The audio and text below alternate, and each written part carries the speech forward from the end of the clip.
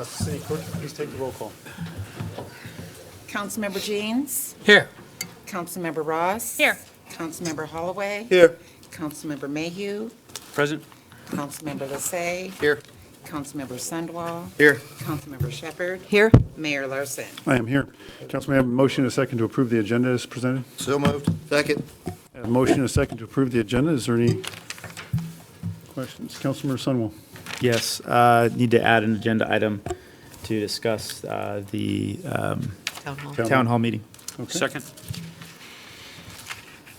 Do we need to second those? I don't know that it was in the form of a motion, but Oh. but I'll take your affirmation of his request. If there's no objection, I'm quite sure there isn't. We'll add that to the under committee of the whole then. Councilmember Shepherd. I would like to take warrants off of the consent agenda. All right. That is so done. I'm having trouble logging in, so currently on the agenda, does it talk about the Newton project? Is that on there? Not that I recall. No. Dan, is it on there? No. I thought we had talked about that at committee. An update. For some reason, I'm not recalling the specifics on that, so. Yes, we talked about it committee, and you said this meeting or the next meeting, the next one or two. So we're working with Brian Coleman, our engineer, trying to get the plans together, figure out where we're at. He was working with the engineers, and he'd have that available. Okay. All right, any other items, council? All right, with the, Councilor Mayhew? Didn't you guys want to add something about discussion of the town hall? That was just done at the That beginning. was while you were asleep. Oh, Yeah. thanks for waking me up. That was your second. That's the one you seconded. That's what you said. Okay. Wow. Where's it fit? There's someone in worse shape on this Monday than I am. That's fantastic. All right. With the amendments as discussed, all those in favor? Aye. Aye. Opposed? Motion's carried. All right, with that, we have a couple proclamations. Whereas in 1962, President John F. Kennedy signed the first proclamation recognizing May 15th as Peace Officers Memorial Day and the week in which it falls as National Police Week. And whereas the safety and well-being of individuals is important to the prosperity of families and communities.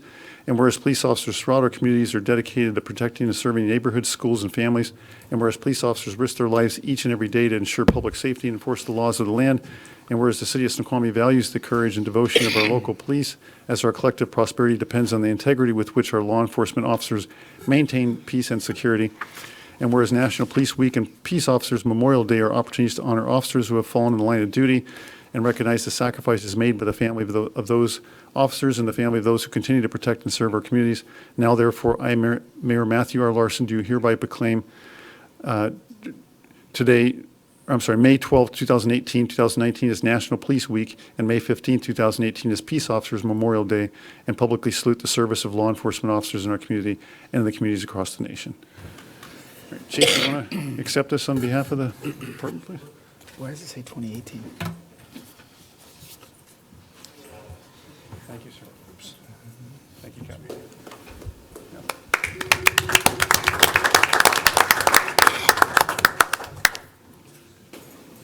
Whereas all people should have access to safe, healthy, and affordable homes within communities of opportunity. And whereas the combined cost burden of housing plus transportation can be substantially reduced by locating affordable housing opportunities in proximity to transit. And whereas everybody benefits from affordable housing, including the people who reside in these properties, their neighbors, businesses, employers, and the community as a whole. And whereas the Association of Washington Cities determined that enhancing the efforts to increase affordable housing, decrease homelessness, and improve a strained behavioral health system was a critical priority for the 2019 legislative session. And whereas united in an effort to raise public awareness, communities throughout the King County are participating in the local Affordable Housing Week efforts to inform the public of the critical need to preserve and increase affordable housing in our communities. And whereas the city of Snoqualmie endorses the goals, objectives, and purposes of Affordable Housing Week, and in doing so recommits itself to ensuring that our community thrives with opportunity and that all people in it live with dignity in safe, healthy, and affordable homes. Now, therefore, it be it resolved that the city of Snoqualmie does hereby proclaim the week of May 13th to 17th, 2019 as Affordable Housing Week in the city of Snoqualmie. And also note for the public that the council, out of 27 objectives, and prioritizing those 27 objectives, have ranked affordable housing, and the need to examine that more thoroughly as their second highest objective of 27. So With that, we will move on to an appointment. I appoint Brian Burley to the Arts Commission, position 6, with a term ending January 31st, 2022. May I have confirmation, council? So moved. Second. You have a motion and a second to confirm Brian Burley as stated. Any further discussion? Is it Brian Burley or Brian Hurley? It may be Hurley, but it's Burley in my notes, so. It's early on the agenda. Okay, thanks for the correction. It's Brian Hurley. I don't think Brian's with us tonight, so our apologies if you're listening, Brian. But appreciate your willingness to jump in. Any discussion on this appointment, council? Is there any member of the public that would like to comment on this appointment prior to action? Seeing no one move forward, all those in favor? Aye. Opposed? Motion is carried. All right, we now move on to citizens' comments at this time. We'll provide an opportunity for citizens to comment on items that are not on the agenda. First, a few ground rules.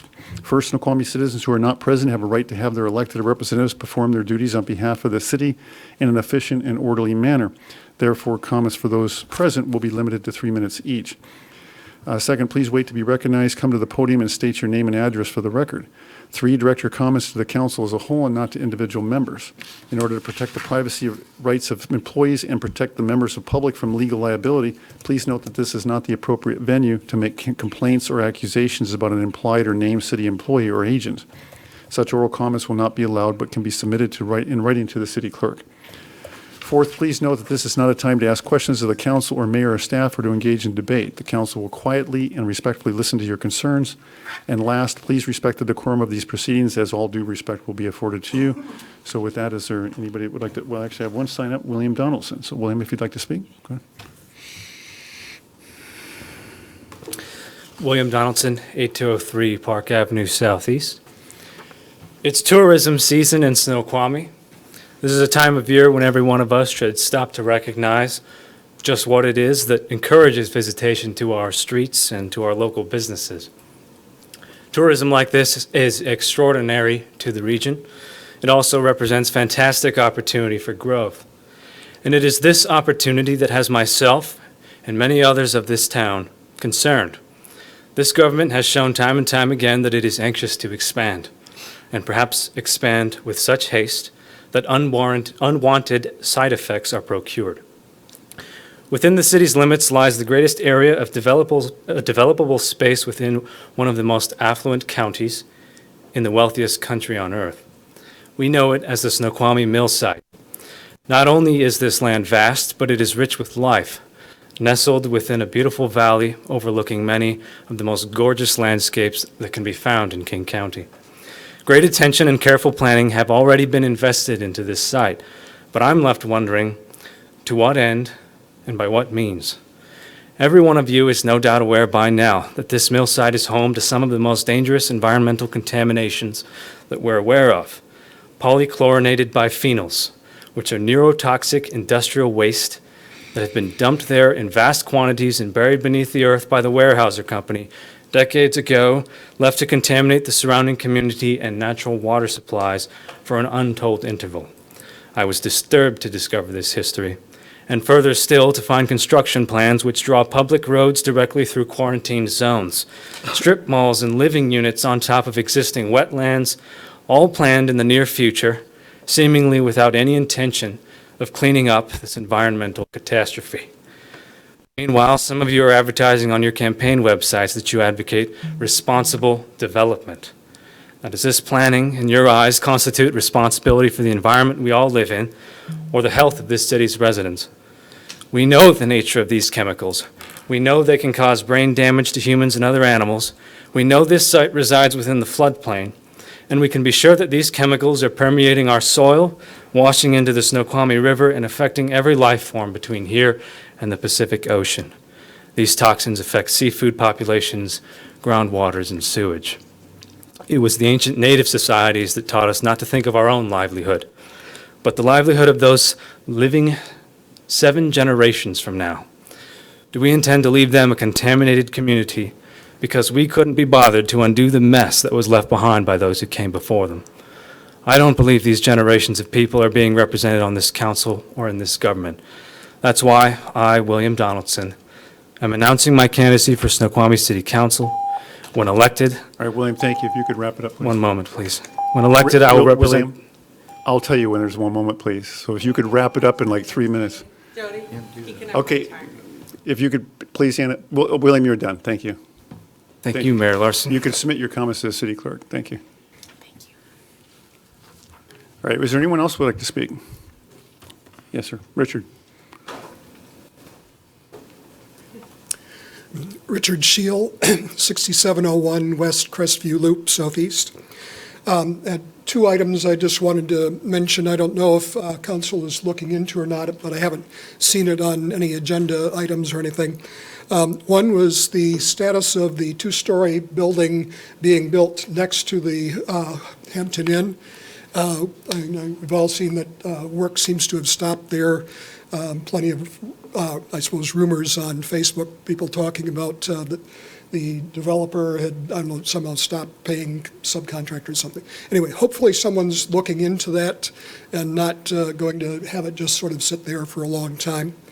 In particular, I wasn't sure if there was any sort of performance bond or anything that offers inducement to the developer to complete the project.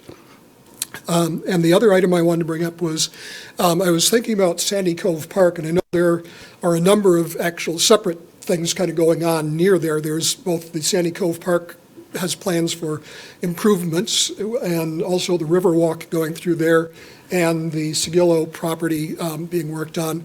And I was realizing that we have a lot of really big trees, really beautiful trees there, and I don't know, is there any information available to, or are people looking at what trees would be lost by the development plans? So just wanted to bring that up as something, asking the council to think about that. Thank you, Richard. Does anybody else like to speak at this time? I'd like to give my time to William. Anna, would you like to speak? All right, thank you. I'll speak. Yeah, go ahead.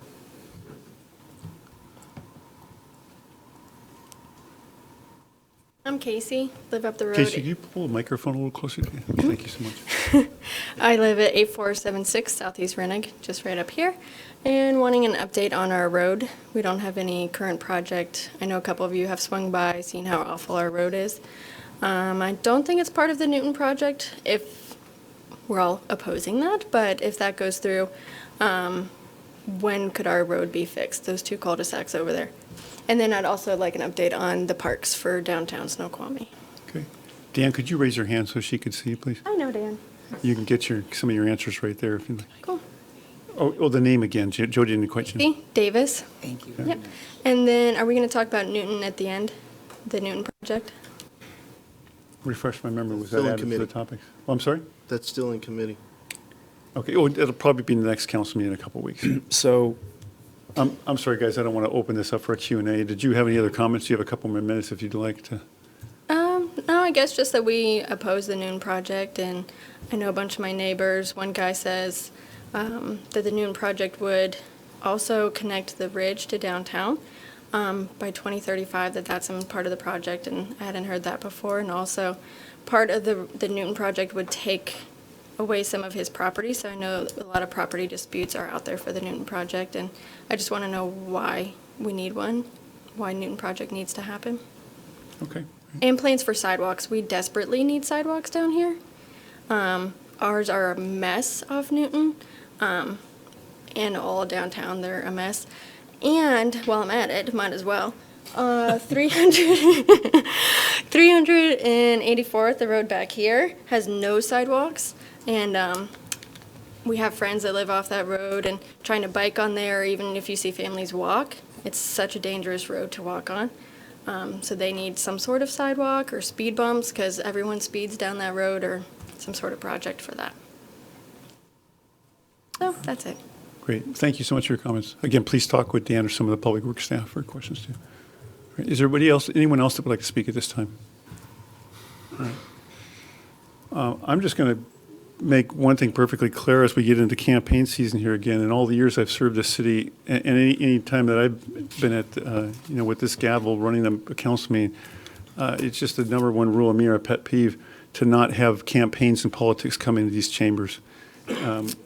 Although there's been strong disagreement with personalities on issues in this community. We're a small community, we're a family together, and that sort of stuff doesn't belong here. Take the campaign outside and do it there. I know there's a camera in the room now. We've not had that past years, but that's all the more reason why I'm going to kind of draw a hard line and just say I'm not going to give too much umbrage to that sort of stuff. So if everybody, and I'm saying that to all the council members and members of the public as well, or those interested in running for office. So, all right, with that, we will move on to the consent agenda. All items listed below will be enacted by one motion. Action items include the minutes for the April 22nd, 2019 regular city council meeting, and other approvals include Agenda Bill 19043, Resolution 1494, accepting as complete the construction of the Snoqualmie Skate Park project by Grindline Skate Parks Incorporated, and Agenda Bill 19045, authorize staff to issue a request for proposal for a managed detection and response security technology solution. So moved. Second. I have a motion and a second to approve the consent agenda as stated. Is there any discussion, council?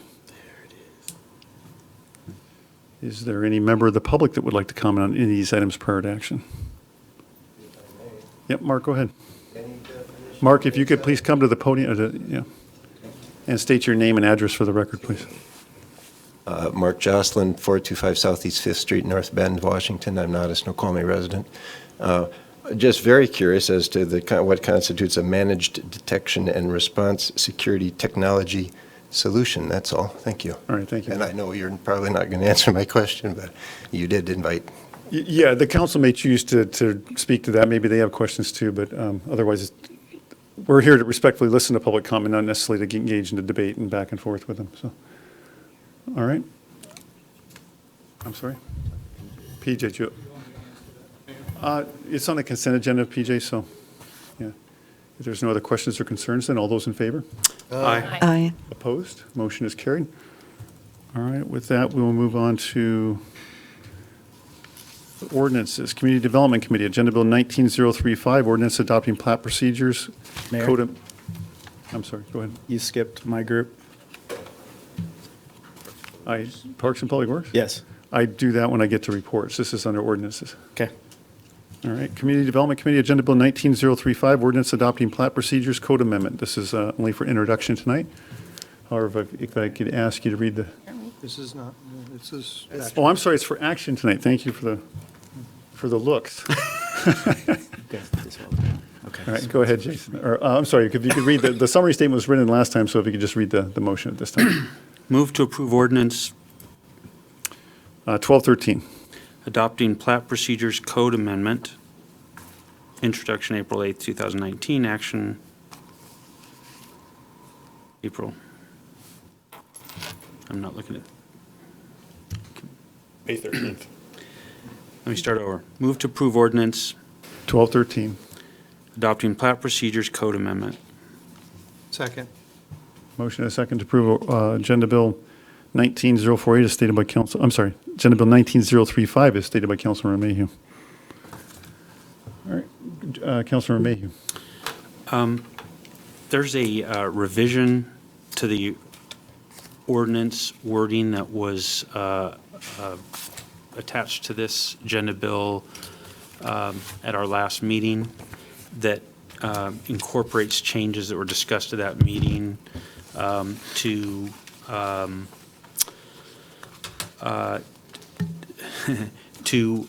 not include the reduction of short plat definition, or the increase in short plat definition from 4 to 9 lots.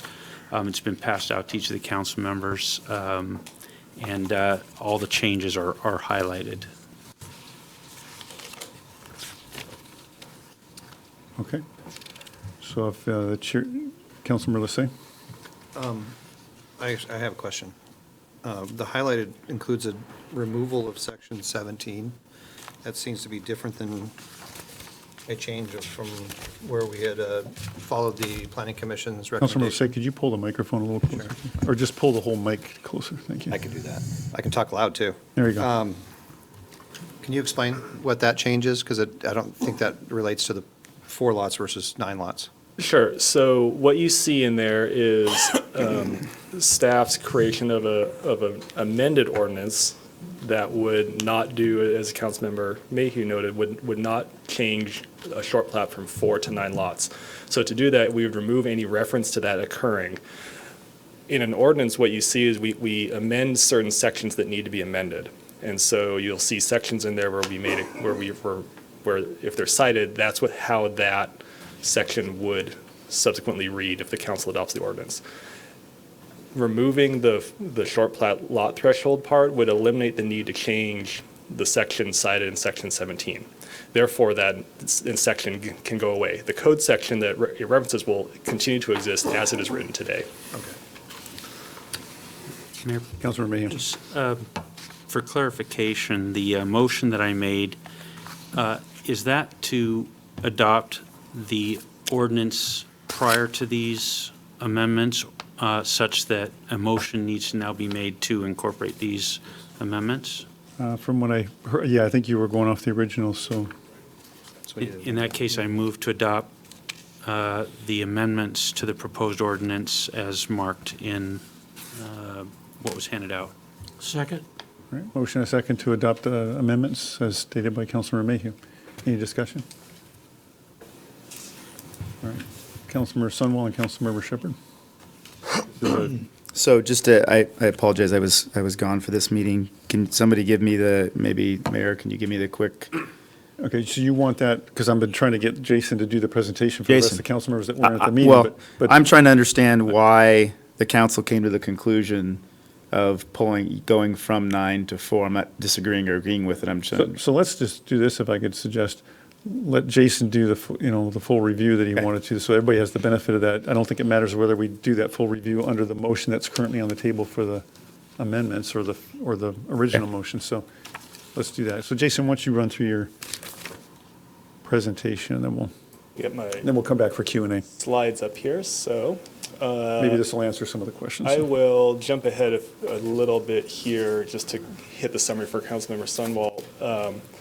What the proposal would do is it would make some changes to how the permit review procedures for subdivisions. So that, and the shorthand term for that is plats. So we have what are termed short plats, which under the city's code today is any subdivision of one parcel into 4 or fewer. So 1 into 2, 1 into 3, 1 into 4. Then you have what are called preliminary plats. That's for anything else. So 1 into 5, 1 into 500. Those are all the same process. Then you have, with preliminary plats, you have what's called a final plat. That is what's kind of termed a nearly ministerial review, which is to say, did the developer do everything that the preliminary plat approval said they had to do? They're going to have all these conditions. They have to build roads, put utilities in, maybe enhance some wetland buffers, et cetera, et cetera. They either did it or they didn't. A big part of the proposal here is so the short plat process wouldn't change. It's a staff administrative decision under state law, no changes there. Preliminary plats are currently a city council decision. So what happens is the developer applies for it, the city staff sends out a notice of application, we take comments, the hearing examiner holds a public hearing, take all sorts of public comment. The hearing examiner will make a recommendation to the city council. The city council then has a closed record quasi-judicial proceeding. So you can't take any more public comment. You can't get any more information. You have to take what the hearing examiner gave you and decide on it. The change would be to make the hearing examiner simply decide it and take the city council out of the direct permit process. The council would remain as an appeal body. So if somebody disagreed with the hearing examiner, the council could then hear it. A couple related changes, a couple other changes in here. You heard about the short plat lot threshold. State law allows as an option, cities can raise the threshold from 4 lots up to a maximum of 9. So that proposal was included in the proposal here. The Planning Commission recommended against doing that change. The council, after discussion, seemed to agree, and so that's why you saw the amended ordinance presented. And then a couple general cleanup items about variances. There's a couple different processes a variance could follow depending on whether it's related to a preliminary plat or just a general variance. And then there's some other things like the mailing radius we send notices to, the length of the public comment period, and just some other, we haven't updated this code in 20 years or more. And so some things have changed. For example, state law changed on how long preliminary plats are valid for. It's now 7 years instead of 5. So things like that. So jumping all the way back here, this chart, which you've seen before, shows the 4 different categories of permits that the city generally has. I highlighted on here the plat application. So this is the existing code. So you can see they're highlighted. Short plats are category 2, preliminary plats are category 3, and final plats are kind of off in their own category because they kind of break that. Under the proposed ordinance, this is what it would look like. Final plats would become a category 1, short plats would remain category 2, and preliminary plats would shift from up to category 4. So this is just a summary of that. Also, all variances would end up being a category 4. Right now, some of them are category 3, and we changed that. You can see what the appeals would be, and so preliminary plats would be a hearing examiner decision with the council available as an appeal body. Right now, if somebody wishes to appeal a decision of the city council on a preliminary plat, they would have to sue the city in King County Superior Court under the Land Use Petition Act, which is a pretty heavy lift for most people. A few clarifications from things that came up at the last council meeting. All of these changes are talking about a quasi-judicial process. And so the appearance of fairness doctrine applies. And a quasi-judicial process is all about applying the law, not changing the law or making law or policy. The city has a hearing examiner. They're a legal professional. They're also employed by many other jurisdictions, so they're not necessarily, they're certainly qualified as a hearing examiner, but they're not, they don't live here, for example. They make decisions in many, many other jurisdictions, some of them much more controversial than anything Snoqualmie has seen in front of a hearing examiner. And so they're quite qualified. Specific to annexations aren't part of this. It's an entirely different process. That process is pretty closely prescribed by state law. We don't use a hearing examiner for that. I'm not even sure that you can. That's firmly in the domain of the city council. And then when it comes to environmental determinations, that's again very prescribed by state law. The council actually isn't involved in SEPA determinations. That's handled by staff. So I can certainly answer any questions you might have, but that's the few things I Councilmember have. Sumwell? So I understand, it seems like there's two completely disjointed things as part of this. I could see you, someone agreeing on the short plat thing, but disagreeing on the other thing and vice versa. So the short plat thing, that makes sense. People smarter than me, they count what the commission recommended. We stick with 4. That's fine. I guess I'm trying to understand the benefit of us ceding our decision-making to a hearing examiner. I'm actually sort of, I love you, man, but I'm actually sort of interested in what my fellow colleagues were thinking, since I didn't have the benefit of hearing what those are about. I don't know if that's appropriate for the setting, but I just would like some help as to why that's a great idea. I'll look at the mayor for direction on. I can certainly answer, but if the mayor wishes to. Well, I don't think you want to answer on behalf of the committee members that were debating this, so I would guess I'd ask them if they'd like to weigh in. Councilmember Mayhew. Yeah, so just, I think, I'd like to answer that question, but I just want to make sure this is clear, and I think you just brought it out, but I just want to make sure.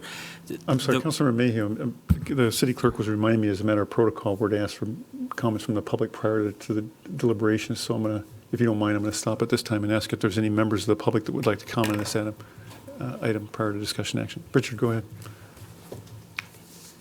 Sorry, Jim. Richard Scheel, 6701 West Crestview Loop Southeast. So I had also spoken at the Planning Commission meeting when this was being debated there, and at that time I'd expressed that after hearing the presentation, I thought the idea of doing the hearing examiner making the initial decision with appeal to the council seemed to make sense because it allowed citizens, if necessary, to appeal.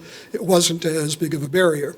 However, since then, I also thought about some other aspects of it that have caused me to think maybe it's not as good. And that is when there's things that are not just super extremely precise in the law, where there's a kind of a qualitative judgment to be made. To me, when things are not perfectly crisp, and we know that all laws are, they're made by humans, they're not going to be perfect, and there are going to be gray areas. And for that, I would rather have the council making a decision than having a hearing examiner making judgment calls.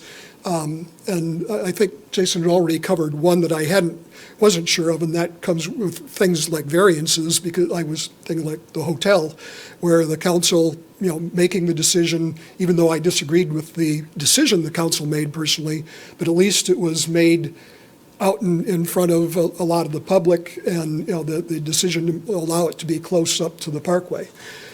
So personally, I would like to see that be a council level of decision whenever there's anything that's not just, okay, the law says you must have X, Y, and Z, and the hearing examiner says, okay, is X, Y, and Z true? Great. But when, I don't know if there's any way to construct this so that when there's any gray area, that it would then become a council decision. So that was one concern that I had. Another concern that I had was when I looked a little more at.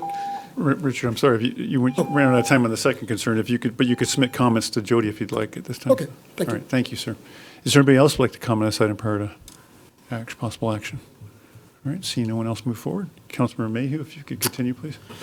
Yes, so just when we introduced this, I say we because this came with a unanimous recommendation from the Community Development Committee. So when this was introduced 2 weeks ago, the introductory comments I made, and I just want to make sure that these are made, there were 6 changes proposed by the administration to the plat procedures. They, as Mr. Rogers said, that these changes arose following the state's revision of state law and now permits these changes. The Planning Commission held 5 meetings during which they considered these proposed changes, and they held a public hearing to collect input from residents as others. We just heard from one of those that gave input. All of that public input was in the materials that was provided in advance. The Planning Commission recommended adoption of amendments 1, 2, 4, 5, and 6, and did not recommend adoption of 3. Adoption of 3 is the change from short plats being 4 to being up to 9. So they recommended this amendment that that not be included, which is what this amendment does. It takes it out. The Community Development Committee, Council Committee held 2 meetings during which the proposed changes were considered, reviewed the Planning Commission recommendations and basis along with their public comments. The Community Development Committee unanimously recommended, following the Planning Commission recommendation of adopting 1, 2, 4, 5, and 6, and not adopting Amendment 3 for the same reasons that the Planning Commission gave. So to the particular question that was just being discussed, as we went through the council committee discussion, there was a lot of discussion about this notion of, are we moving decision-making from the council to someone else? And the key points that kind of became very clear are plat procedures are not, so variances are not something that's included in plat procedures, correct? Variances are not something that... Right, other than the procedural change on who would approve a variance that's related to a preliminary plat, which goes hand in hand with who approves the preliminary plat, if that makes sense. No, can you just clarify that? So right now, the city has what could be termed 3 different variance processes. Type 1, if you want to call it type 1, is just a general variance. Somebody requests a variance setback. That goes to the hearing examiner for a decision. The second type is when somebody requests a variance with a short plat application. So say they need a height variance for some reason. That goes to the hearing examiner. The third type is when somebody requests a variance related to a preliminary plat, so a big subdivision. Say they want a parking variance. I'm throwing out examples. That variance decision is decided by the city council. So are you saying that under this proposal, there would be a change such that if someone wanted a height variance or if someone wanted a setback variance, that would currently that goes to the council, that would no longer go to the council? If somebody applied for a variance along with a preliminary plat, so say as part of the design of their preliminary plat, they wanted to make slightly smaller lots, lower than in a hypothetical, lower than what the code says, but the density would still be the same. So say they can get 10 lots, they're still going to get 10 lots, but they're going to have a few really small lots. That's a variance. That would have to be considered by the decision maker on the plat, meaning the city council. Changing the decision maker on the preliminary plat from the city council to the hearing examiner would then make it so that you can have the hearing examiner decide the variance as well, so that all variances are now decided by the hearing examiner without exception. I see. Councilmember Shepherd. So I was going through the changes of the therefores, and the first section, we were talking about deleting 2.12.040, which basically removes the planning commission from that section out of our code. And I was going down to planning commission as it relates to subdivisions. So I was looking in MRSC at our code, and I was looking at, way down here. There's a section that, here it is, 16.04.230, short subdivisions and binding site improvement plans within the MU, mixed-use, district. And this section was not addressed to be edited or changed, and it still has the planning commission having the same responsibility as we currently have, and is not being proposed to be changed. And I'm trying to understand why this section wasn't addressed along with all the other sections. And I didn't do a comprehensive check of all the places where the planning commission is involved with this kind of activity. But I wanted to understand, is this for some reason different than everything else that we're looking at? Or should we go back and review our code to make sure that our code is going to be consistent? Could you read me the code citation again, please? 16.04.230.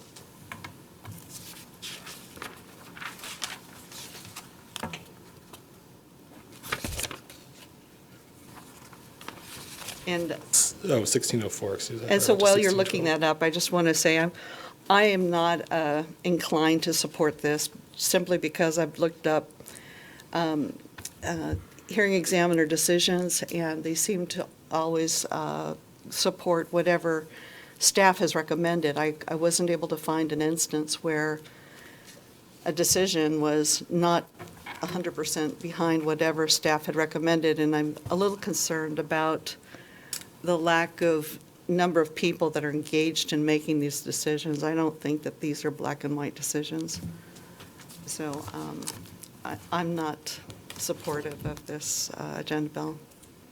Councilmember Sunwell. This question, I believe, is for our city attorney.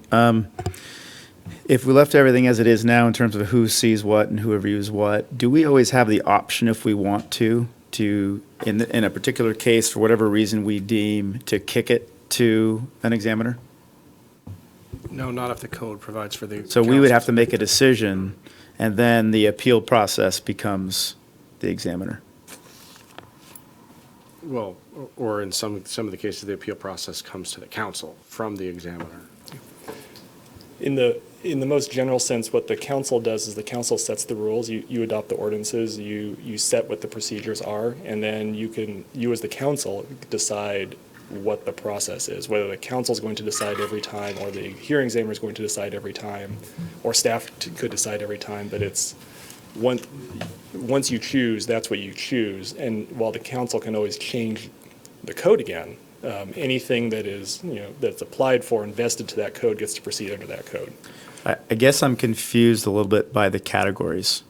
And I think maybe if we could take them out of the abstract, if we can point to an example in the last year or two Sure. where such a category has happened, that might help me visualize a little better what we're giving up or not giving up, because I'm concerned about an abdication of responsibility here. Sure. We'll get the chart back up here, and I'll point to specific examples for you. So, for Category 1 permits here, actually, let me go back to this, because this is the existing code. Category 1 permits, lot line adjustments are the best example. We process this, which is to say that the city processes lot line adjustments, and that's simply moving a property line, left or right, up or down, between two lots. So you don't create any new lots, it's just changing the size of two lots. They have to comply with the code, so you can't create a lot that doesn't meet the code. So if you have hypothetically a 12,000 square foot lot and an 8,000 square foot lot, and you wanted to make a 3,000 square foot lot and a 17,000 square foot lot, you can't do that because the minimum lot size is, say, 8,000 square feet. So we review those against the code. City staff makes that call. For short plats, we had a short plat over off Kimball Creek Drive in 384th, approved about 4 years ago. That was also reviewed by the city staff under the provisions of state law for short plats. That was a 4-lot short plat. It met the code at the time. It would not meet the current code because the city council opted to change specifically the critical areas code. So that's an example of what happens when the council decides to change the code. They were under the old rules. They got to continue under the old rules. If they were to apply for the same short plat today, they could only get 3 lots because the buffers for wetlands and streams got bigger. For Category 3, preliminary plats, master plans, rezones, the best example is the Salish master plan that the council reviewed late last year. That was a city council decision. So where master plans differ a little is you get the recommendation from the planning commission, not from the hearing examiner. These aren't proposed to change. The council would still see master plans, and so the Salish, if it were to come through again, hypothetically, would follow the exact same process it did last time. But what you saw is the planning commission held a number of meetings, held a public hearing. The council then received you remember those giant 4-inch overflowing binders of the whole record, and the council had to consider that information in making your decision. Category 4 permits, excuse me, the best example is a conditional use permit down here. The council saw an appeal of a conditional use permit for the Panorama Apartments affordable housing project early in 2018. That conditional use permit was decided by the hearing examiner, and then 2 residents appealed that decision, and that appeal was heard by the city council. Again, what the council saw is you got a record, which was not nearly as big as the Salish record, but you could not get new information. You had to go up based on the record in front of you. In that case, the council upheld the hearing examiner's decision on the conditional use permit. So just to follow up then to use a Salish example, at some point, they're going to come to us and want to build houses on the portion that's for houses. Yes. Right? How would that play out under the current rules versus the new rules? Under the current rules, the hearing examiner would hold a public hearing and make a recommendation to the city council.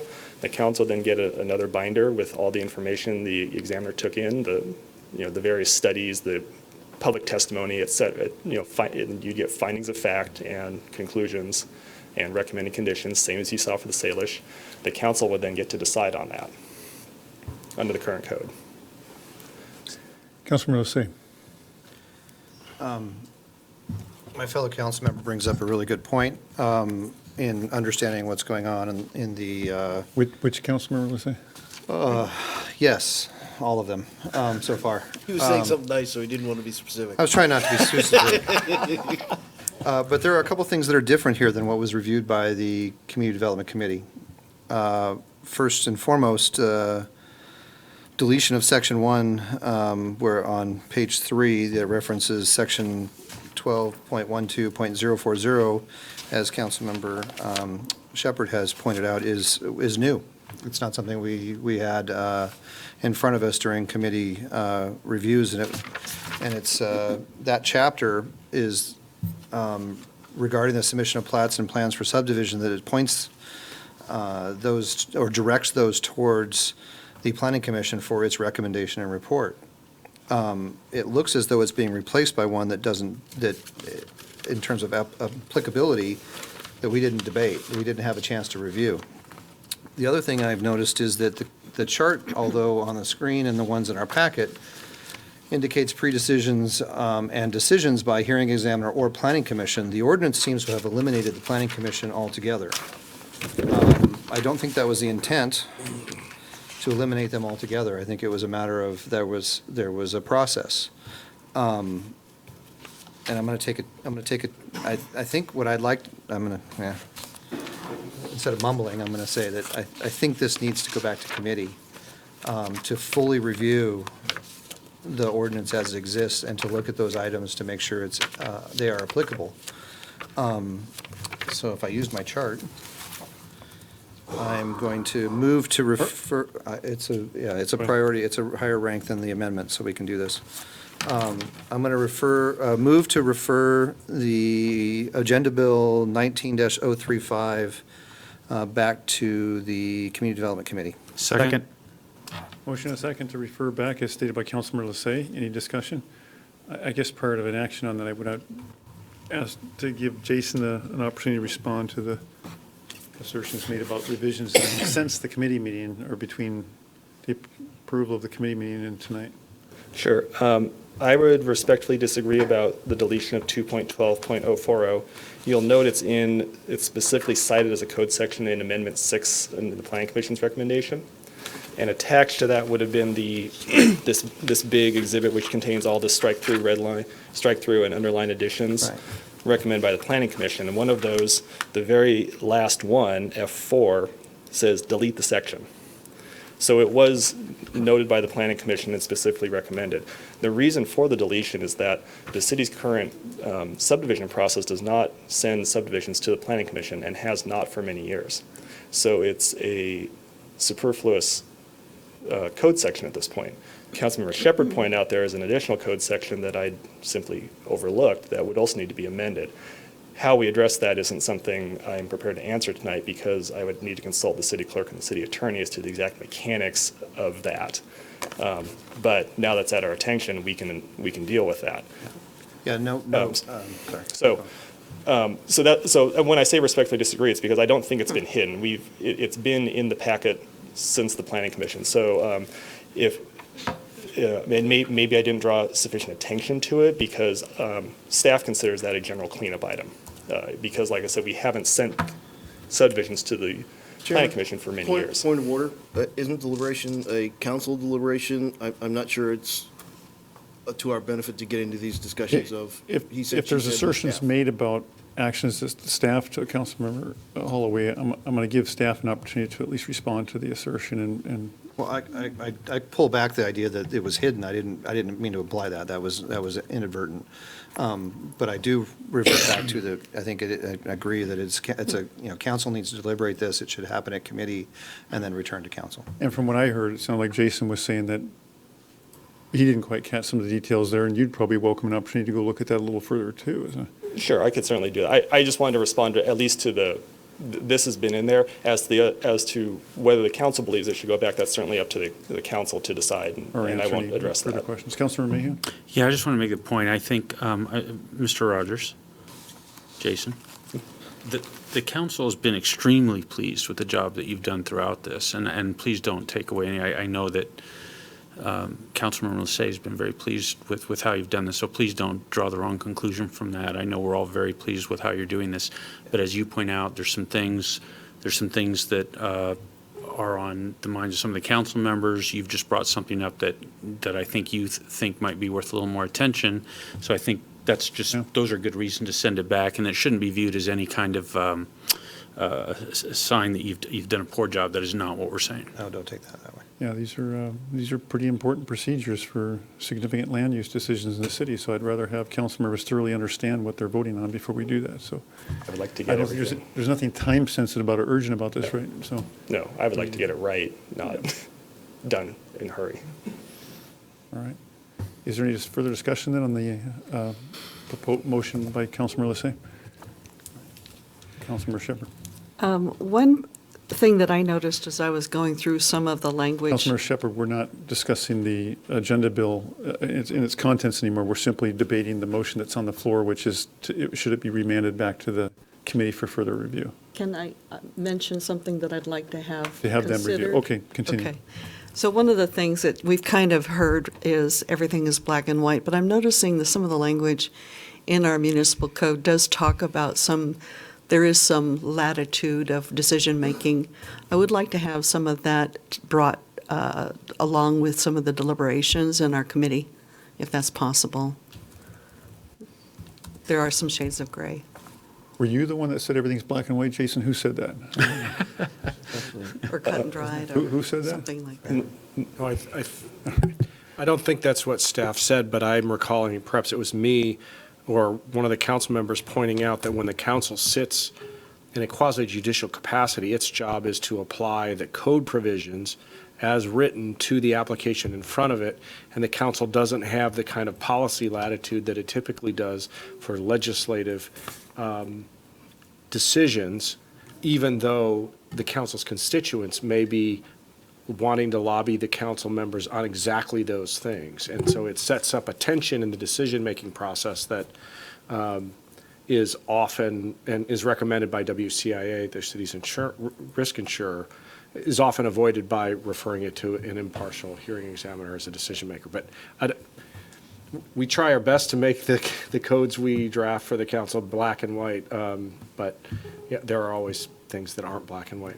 Yeah, the code should capture the community sentiments and desires and needs, not the procedure of approvals. You know, we forget those procedures, right? Councilor Mayhew? I was going to say that I agree with my fellow council member, and I think this was really helpful that the citizen comment brought this out. But I think if we could just, I would just like to also request that maybe as part of the follow-up, help the council see exactly those areas where there is more than just inconsequential discretion being applied. So, if the sign needs to be within 5 feet of a spot, whether it's 4 or 3 feet, it seems inconsequential to me, but moving it somewhere other than 5 feet may not be. So help us understand where there's some kind of discretion, such as variances, so that we just kind of understand what those are and to what degree, it's sort of in there.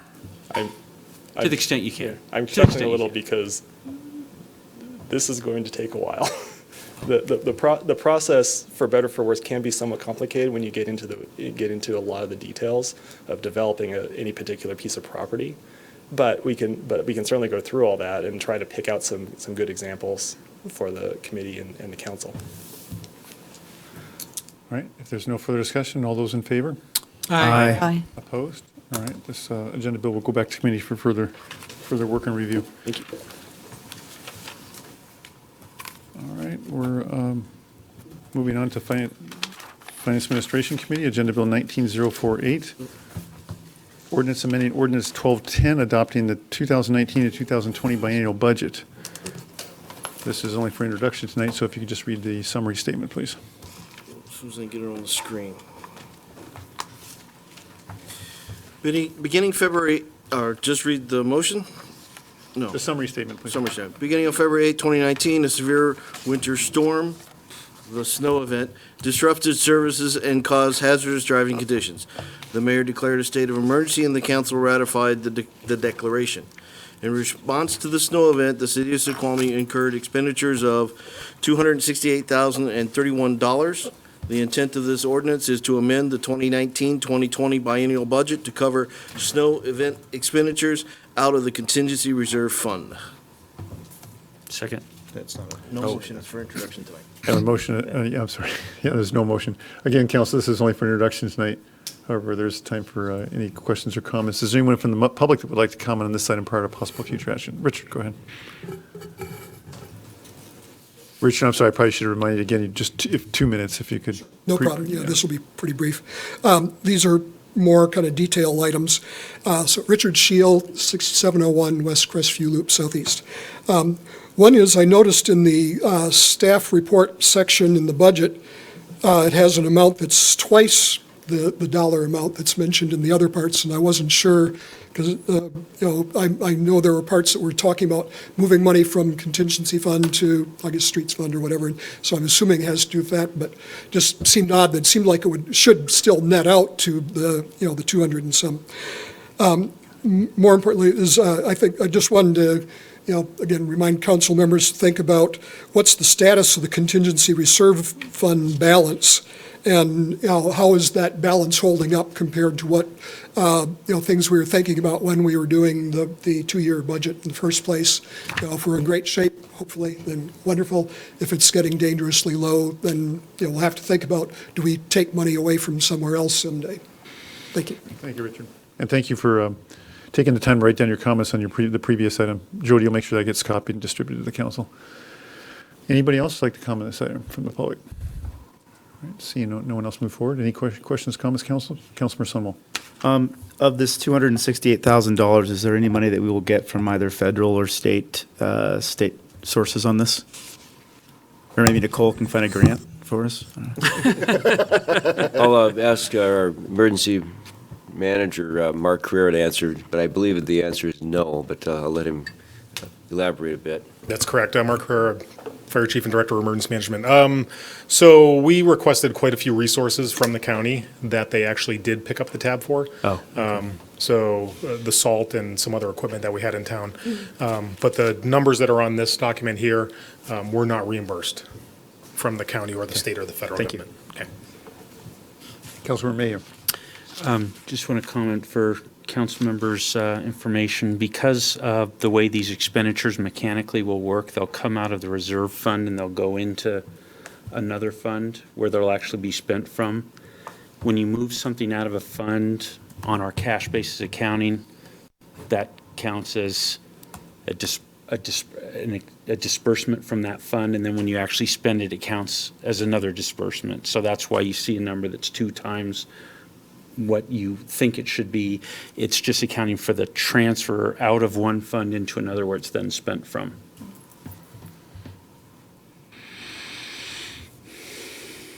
Okay, any other questions or comments, council? All right, all those in favor? Oh, I'm sorry. Introduction. Yep. He was trying to get an early straw poll on that. See that? Councilor Wilson. Further report on F&A. I'd just like to, I'm still on this agenda bill. So the understanding is the reason why the budget authorized the spending of $536,062, I think if Robert's here, is because it's moving it from one fund and then moving it from that fund back to the other fund. He's nodding his head. That's good enough for me. Okay, thank you. Well done, Drew. In other words, what Councilor Mayhew just said, yeah. That was the most profound thing. Never mind. All right, so with that, we'll move on. Public Safety Committee, Agenda Bill 19047, ordinance amending Snoqualmie Municipal Code Section 10.35.040 to require the wearing of a helmet while operating any wheeled device on city property and providing for severability and an effective date. Again, this is only for introduction tonight, so if you could just read the summary statement, Councilmember Ross. Include vehicle. Chapter 10.35 of the Snoqualmie Municipal Code regulates the use of wheeled recreational devices and motorized foot scooters within the city of Snoqualmie. SMC Section 10.35.010D defines city property as any park, parking lot, municipal facility, or other real property owned by the city. But the helmet requirements set forth in Section 10.35.040 does not apply to operation of wheeled recreational devices on city properties such as city parks. It has been determined that it is in the public health, safety, and welfare to apply the requirement to wear a helmet to operation of wheeled recreational vehicles or devices such as skateboards while on any city property, including but not limited to the Snoqualmie Skate Park. So at the, I'm sorry, I need a second. well, it's Introduction. Oh, it's thank you. introduction tonight. I think I'm You two did. for three now. Push those yeah. glasses back just Yeah, a little thank you. bit. See, yeah, there we go. So at a public Go ahead. safety meeting a couple months ago, I asked whether helmets were required to wear for skateboarding. And the answer was yes. There's actually a code that requires kids wearing a helmet for bicycles, skates, and skateboards. And so this is a minor change to the municipal code because it doesn't tie the helmet requirement back to the city park. It only talked about city property that didn't include parks. And so this is just adding the city parks to the helmet requirement. That is it. My recollection would suggest that this code was written back when the city virtually didn't have any parks, and so there were really no other areas like that that would pertain. Councilmember Lissay. I was just going to ask if, about penalties, because it's described here, but I just want to know if there was any discussion during the committee meeting about penalties and whether there was any thought put to making any adjustments. We did not talk about the penalties, other than I know there are fines if they do not wear them.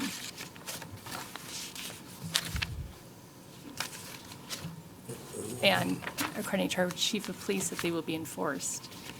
Yeah, we did have a short discussion regarding that your initial violation could be a civil infraction, if you will, or a warning, where we could take the skateboard, impound it, and then release it to the parent or adult with a $50 fee for the storage and impounding of that skateboard.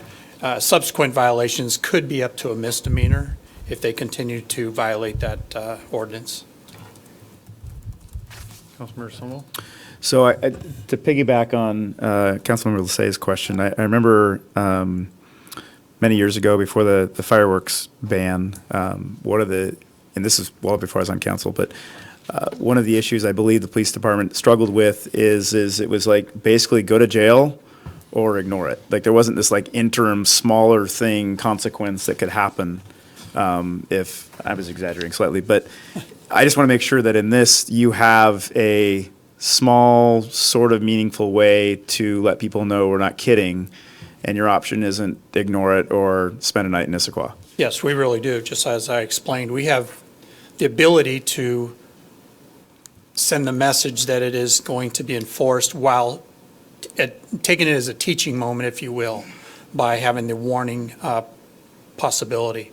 And then, like I said, if that is continued to be violated by the same person, a child, youth, or adult, then we have other higher measures up to a misdemeanor, if we will. Okay. Councilmember Ross? So there's some upcoming opportunities to get a free helmet for the kids if you do not have one. And one's the Tanner Jeans Bicycle Rodeo, and then also the skate park grand opening ceremony called Skate Jam, and they're both on June 8th. June 8th. Right. The Tanner Jeans is going to be from 1 to 3. It's going to be at the same time as the skate park event, so. One's at 11 and Yeah, one's one's a little bit after, but it's going to be the same day, same time, so. Right, absolutely. Councilmember Lissay?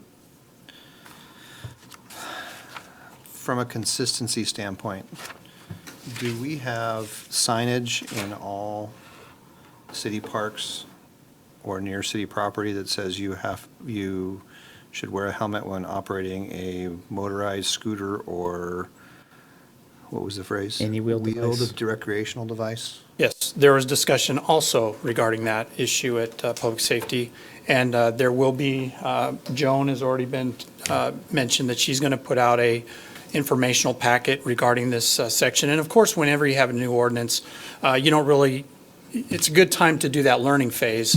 But we have talked about that issue about notification. Right now, the signs at the skate park itself say highly recommended to wear the helmet, so we're going to have to change that if it's approved.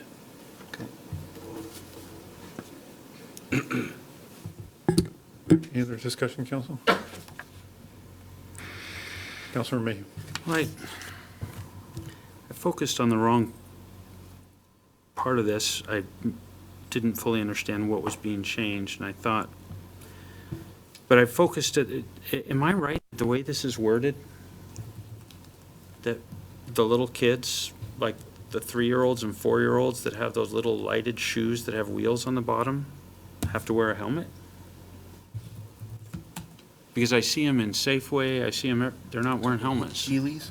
The Heelys. I guess they could. And do we mean? to There goes our require this for healings? discretion that we can use. Well, does that cover it, Chief? Well, yeah, Would that cover it? it's in, I believe that you're probably right. I'd have to ask the city attorney, but if I'm in the enforcement mode, I would think that that is the description, yes. But I will tell you that that is a great time to have that warning, if you will. I don't even know if a warning would justify that, but. Yeah.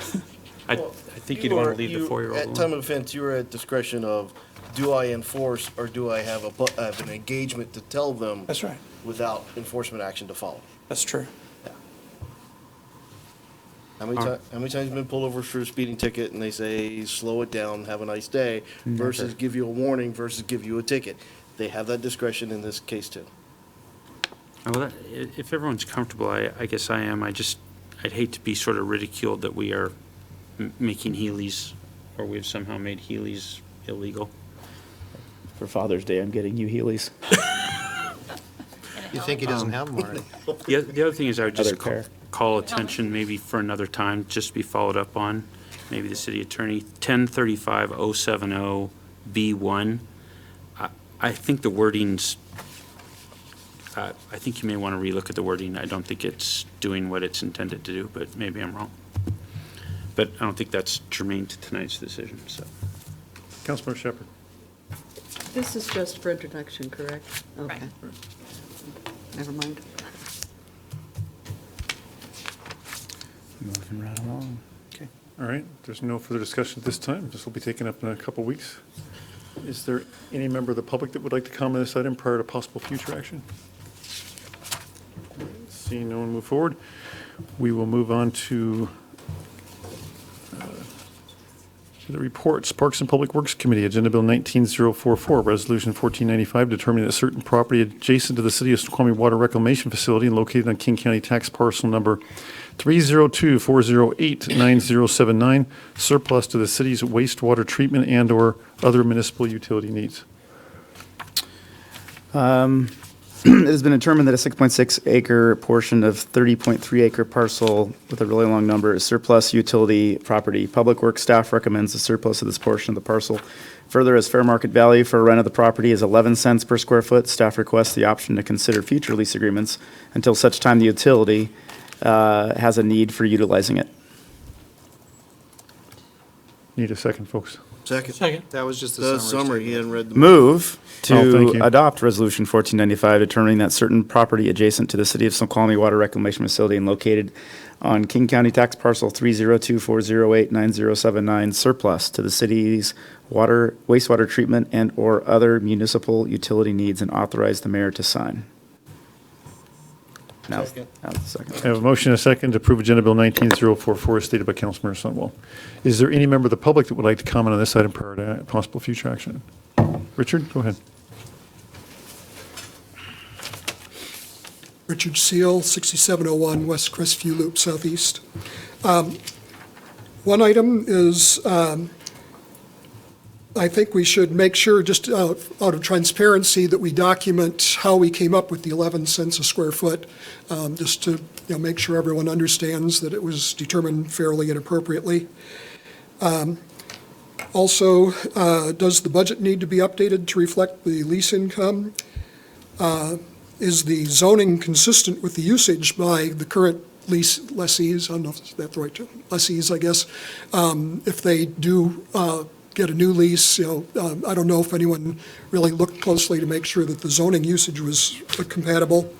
And lastly, I did notice that the surveyor diagrams that are part of the document don't seem to match up with the aerial view where it's got the colored lines outlining the pieces of property. And I did make use of, like rotating it, because the surveyor things didn't have north straight up, it was off at an angle. So I did make sure I at least rotated it, but I still couldn't get it to seem to match up with what the aerial view was compared to the surveyor's diagram. So just things to look at. Thank you. Thank you, Richard. Is there anyone else that would like to speak to this item? All right, with that, we'll come back to discussion. Councilmember Sunwell? So we talked about this at some length on last Monday. Last Monday. And just for clarification's sake, because actually there was some confusion around this from a couple of us, surplus is oftentimes something that we think of as something like when the school district surpluses computers or the city surpluses computers and they sell them.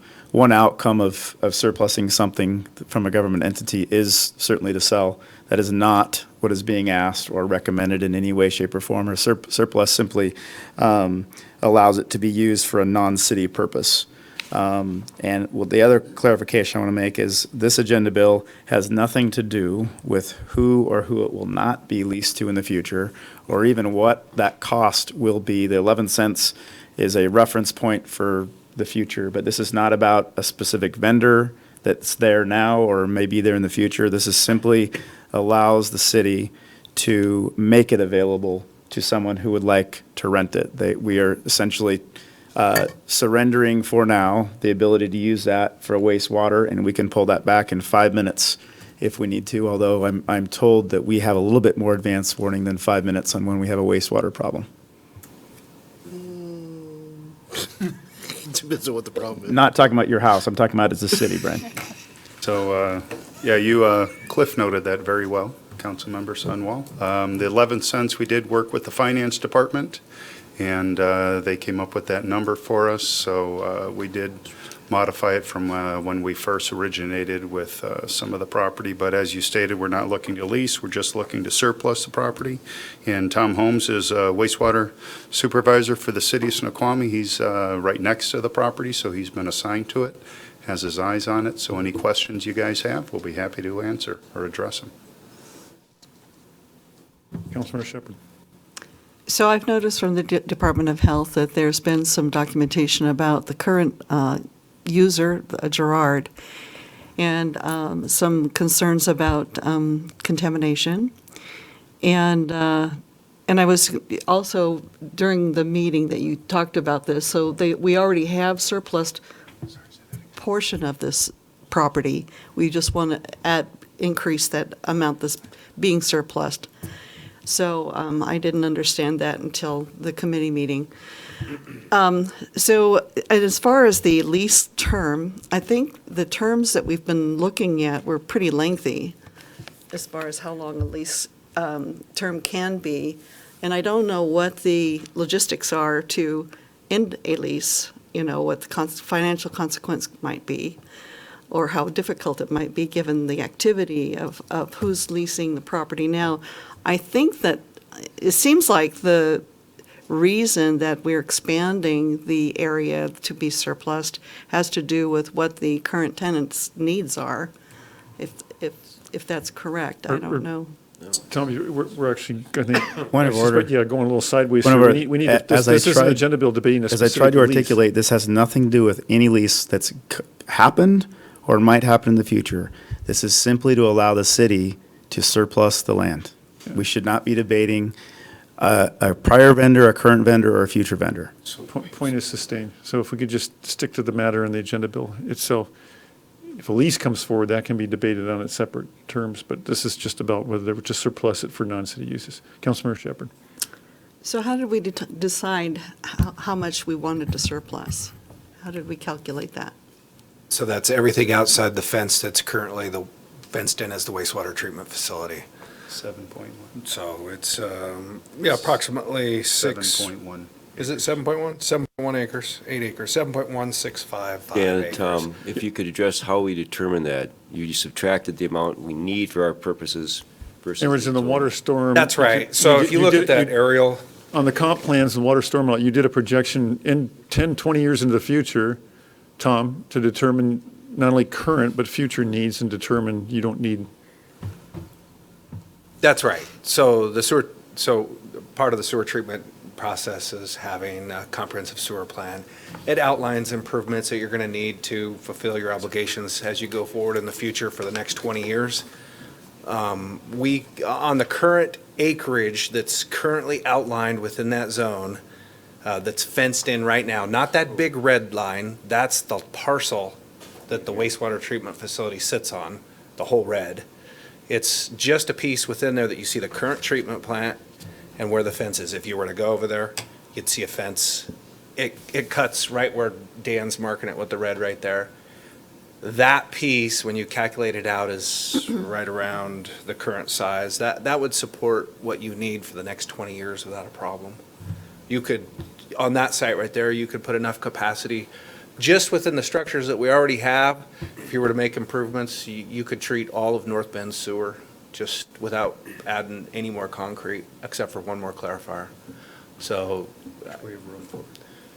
you have more than enough ground space. I mean, there's facilities that treat 10 times the flow and they have less property. They're crammed in cities and they've been there 100 years, but, so it's plenty big enough. Councilman Lysia and Councilman Ross? Since I'm one for one and saying inadvertent things towards staff members that I don't mean, I'm going to try to say this in a different way, and if I get it wrong, you know what, just correct me, I'm okay with that. Why, during committee, we were giving a plan that had boundaries, that showed the current wastewater area, showed the parcels, showed the percentages. Why is that not an attachment to this agenda bill reviewed by council?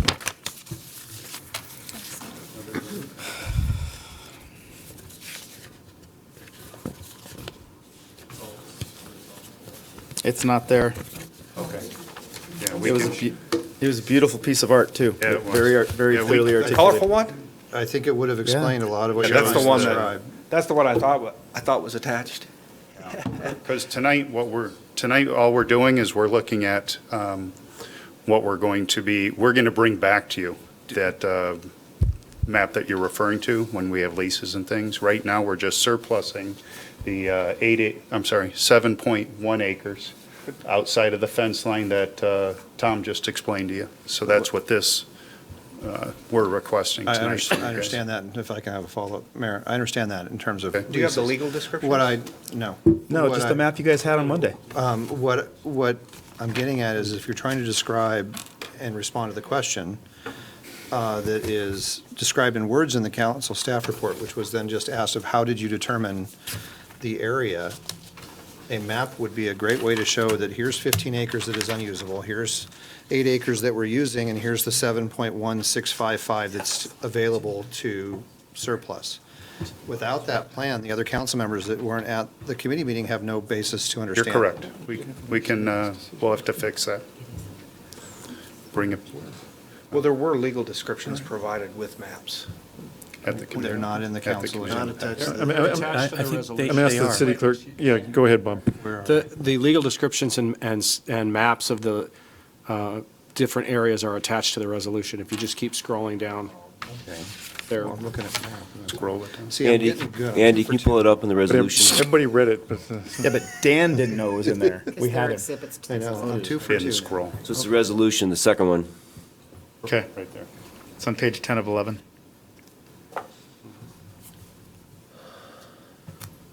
I didn't scroll down. There you go. All right, Councilman Lysia, did we answer your question?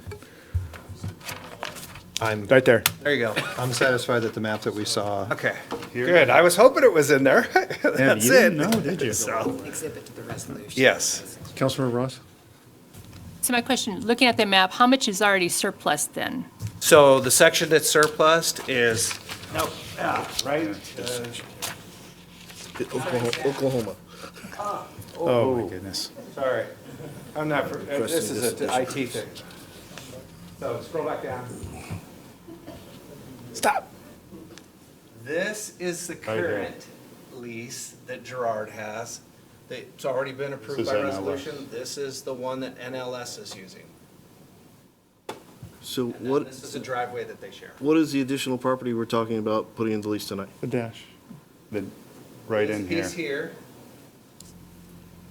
this piece in here, and this piece here, with the exception, when we made this, Says that it was just part of cuts it. across here because we now have a stormwater container that So sits there. Gerard's request for additional property to lease is immaterial to the action tonight. That is correct. because Right, we're only this is asking the not a- 7.1. It's not a lease. It's Well, I just was the gonna whole. fault you if the lines matched up there, because they shouldn't. It should be, as you stated, we figured out what we needed, and we have more than that. The more we have, we're making available for other revenue purposes for the city. So you can lease all or part of it with this. You can not to lease to Gerard, you can lease to whoever you want. Yeah, we know the school district's another party of interest, and actually with school districts, other government entities, you can lease it for $1 a year without it being a gift of public funds because it's other government jurisdictions. This is really about, do you want $28,000 or more? Councilmember Ross, did I ever get to you? Oh, yeah, they answered it. Thank you. Okay, Councilmember Jeans and Councilmember Mayhew, and then back to Councilmember Shepherd. So I think it's more rhetoric than law, but do the discussions talk about current tenants and the potential for future tenants? I assume we still have the option of selling the land. It's our land.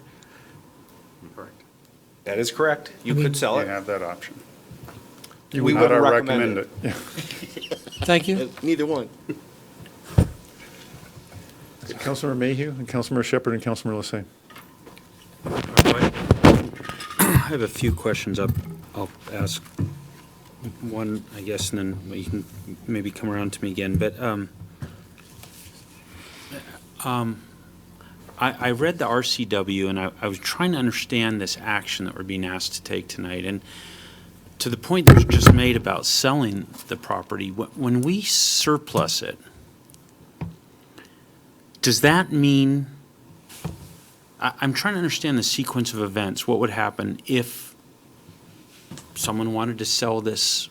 Have we now allowed that to happen, or would that still have to come back, or just That maybe would still just have to explain come maybe back. how that works? There's separate sections of the statute that apply to sale that we would have to follow, including a public hearing. It would come back in front of you. And a advertisement process. All right, so this declaring of surplus, it keeps, I guess that's slang, you guys, everyone knows surplus is an It's just adjective, declaring not a it's not verb, needed for right? municipal purposes. That's all you're doing. That's the only action taken. Sorry, It's short for saying declaring it surplus property. Yeah. I'm it just is- saying it's an adjective. Right, it is not- intended as an uses a verb, adjective. But fine, I've followed it. But all we're doing tonight is making this declaration of surplus, which is a necessary prerequisite to then doing something like leasing, selling, some other use. But this doesn't authorize any of those other uses. It simply puts it into a category where those other things could then be brought forward. Is that correct? That's correct. All right, and then the if I could just get the one follow-up is, so I see that there was a public hearing held when this original declaration of surplus happened in 2016, is that right? That's because it was combined with a lease decision, and the lease decision requires a public hearing. But the declaration of surplus by itself does not. Thank you, that's what I was getting at, thank you. Councilmember Shepherd, then Councilmember Lissay. So I'm not inclined to support declaring this as surplus because I don't understand why we're going to be doing this if it's completely detached from what the future will be. We can't have that conversation now. I would rather not approve a surplus status for the property. Councilmember Lissay. I'm going to reiterate something that was said in public comment and also indicate that I'm unclear about what property we're talking about, because we do have a lease area map that shows one boundary.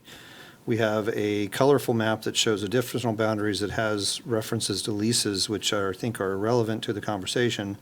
And we have a third exhibit, Exhibit D, that doesn't seem to match up very well with either of those.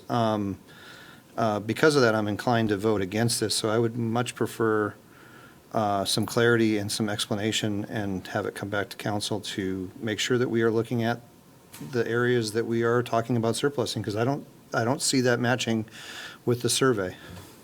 So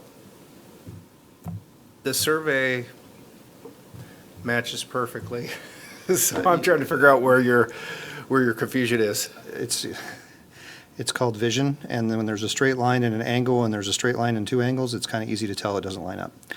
So The only part on this map right here, this is just meant as a guide for the overview. There's currently a stormwater container that sits right here. So the survey that you're looking at, if you're looking at the survey map, what you'll see is it goes from this corner here to this corner here. Mr. Mayor, we're not here to have a debate about where lines are drawn. it's not clear on That's this. exactly what you asked him. But it's not clear because it's talking about 4 acres of lease site that has a boundary that says in blue. That boundary in blue does not match the survey that is on the previous page. I don't see where the, describing it in words doesn't help because it doesn't match in the maps. I think, The legal descriptions and the maps attached to the resolution would be what control if the council adopts the resolution. So I understand, Mr. Holmes, this is for illustrative purposes. And I do see what he's talking about. See, the blue is the 4 acres, so that's the 174,000. It does not include that dashed red line, or it does include the dashed red line. So everything in that blue totals about 4 acres. Primarily, the fence follows right here, council members. Outside of that fence is the area we're referencing of the 7.1 that we're asking tonight. Councilmember Shepherd, Councilmember Sunwell. So I have to agree that I'm hearing things that I'm not seeing documented. So it's really fuzzy for me, just to let you know. I'd like to see a better illustration of what we're talking about. Councilmember Sunwell. Not going to get a better illustration than that. That's the legal one that drives it right there. That's folks. it. You get an illustrative one that's kind of. So ignore the colorful one that somebody tried their best to make look colorful, and look at the black and white one if you want. The point is we could approve this tonight. We could discover somehow a massive water treatment need tomorrow and pull it back next week. There's no risk other than risking $25,000 to $30,000 a month of revenue by doing this. We can pull it back, and the leases, I wouldn't approve a lease that didn't have a reasonable out clause. So I don't understand. It's not like we're committing, it's not like some bank CD where you got to commit to this for 3 or 5 or 20 years. We can pull it back tomorrow if we wanted to. And so I don't understand what the risk is in moving forward and collecting perhaps even more money for the land than just letting it sit there and rot like it will for the next 10 to 20 years before we need it. Councilmember Lissay and then Councilmember Shepherd. I'll just say lastly that I don't think it's inappropriate for council members to ask for accurate information that is not in dispute in any way when reviewing something that could have impact on both city income and revenues and ultimately impact the city going forward. I would like it to be accurate. I'd like to have certainty that it's accurate, and I don't have that right now.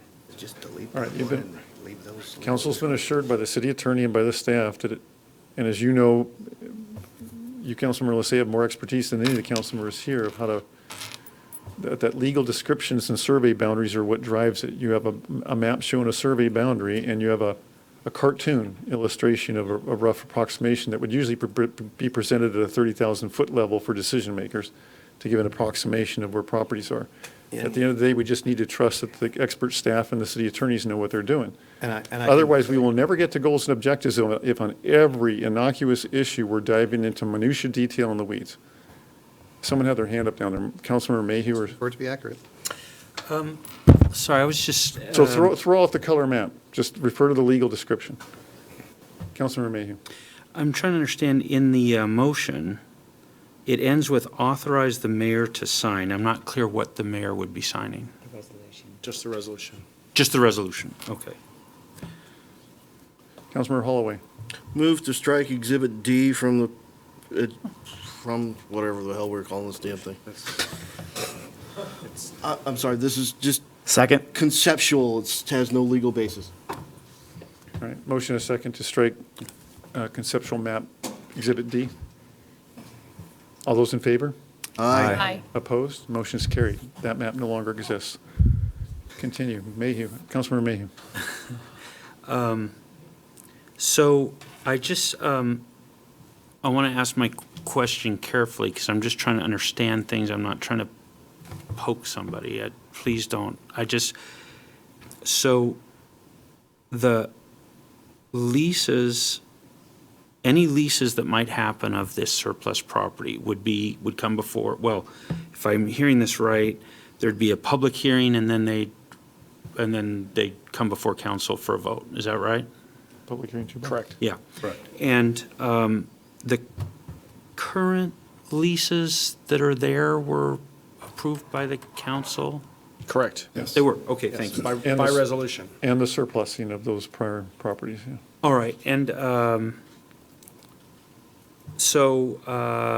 fair market value, so I heard that that was determined by finance, but I have no idea how finance determined it, so I actually still have the same question, how is it determined? Drew. Just come up and tell him, Robert. Go ahead. I'm not representing finance tonight, sorry.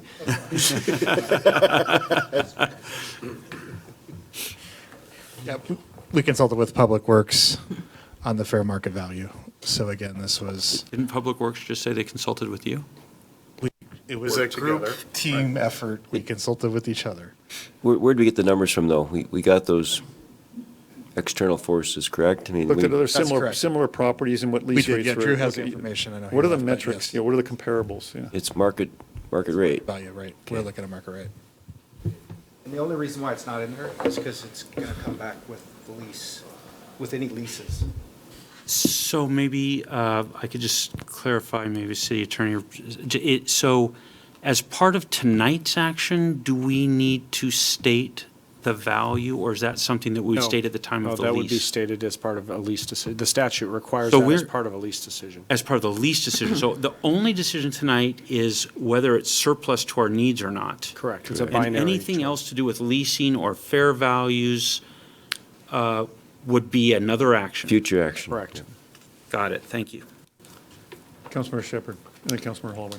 So I know you want to isolate lease from surplus, but I think they're intertwined.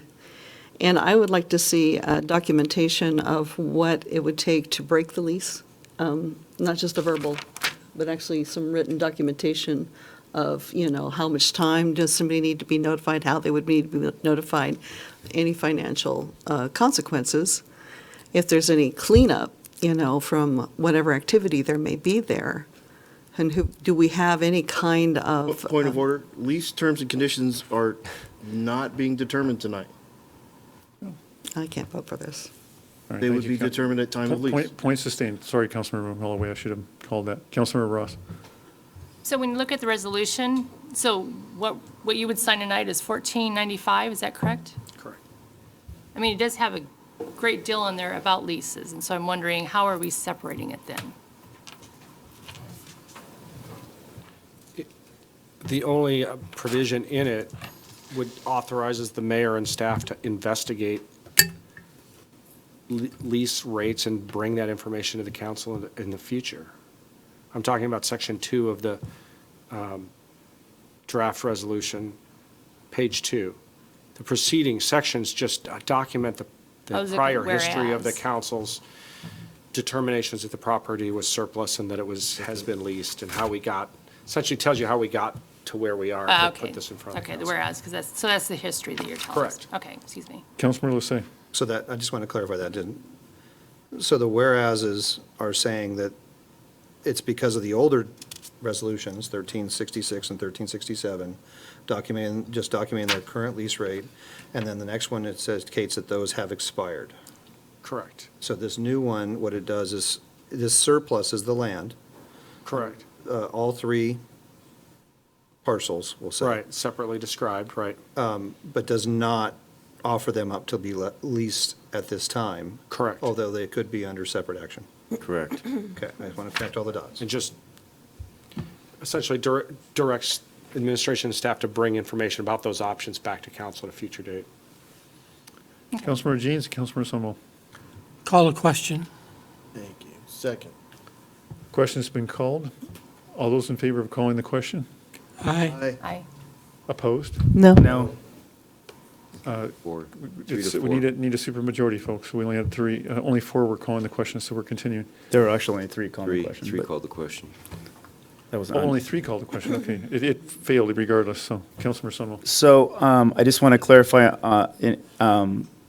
this action so as it stands right now, we have a lease with Gerard that is expired, but by definition of that lease keeps going in perpetuity at some amount until it's renewed. Correct. Right? Holdover period. That, this adoption does Renewed or not. terminated. Huh? Renewed or terminated. Right, okay. That will flow into that won't be canceled or changed in any way based on our action tonight, right? Correct. But it's also my understanding separately that that still has to be addressed, but this action does not impact the two current tenants on those sites, right? Yes. Because they're operating on stuff that was already surplused under separate contracts, even though one of them may be expired. Not expired. So continuing without, Legally, holdover tenancy creates a month-to-month tenancy Gotcha. until Okay. the landlord takes action. so I guess my point is, those leases are unaffected by this action tonight. That's correct.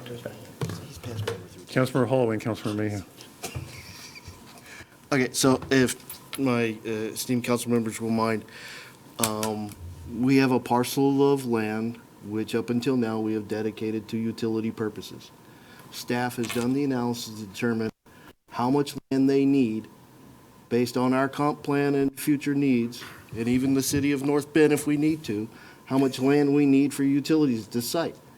The remainder of that, they're saying, is available for revenue lease activities. That requires a surplus. That is the action tonight.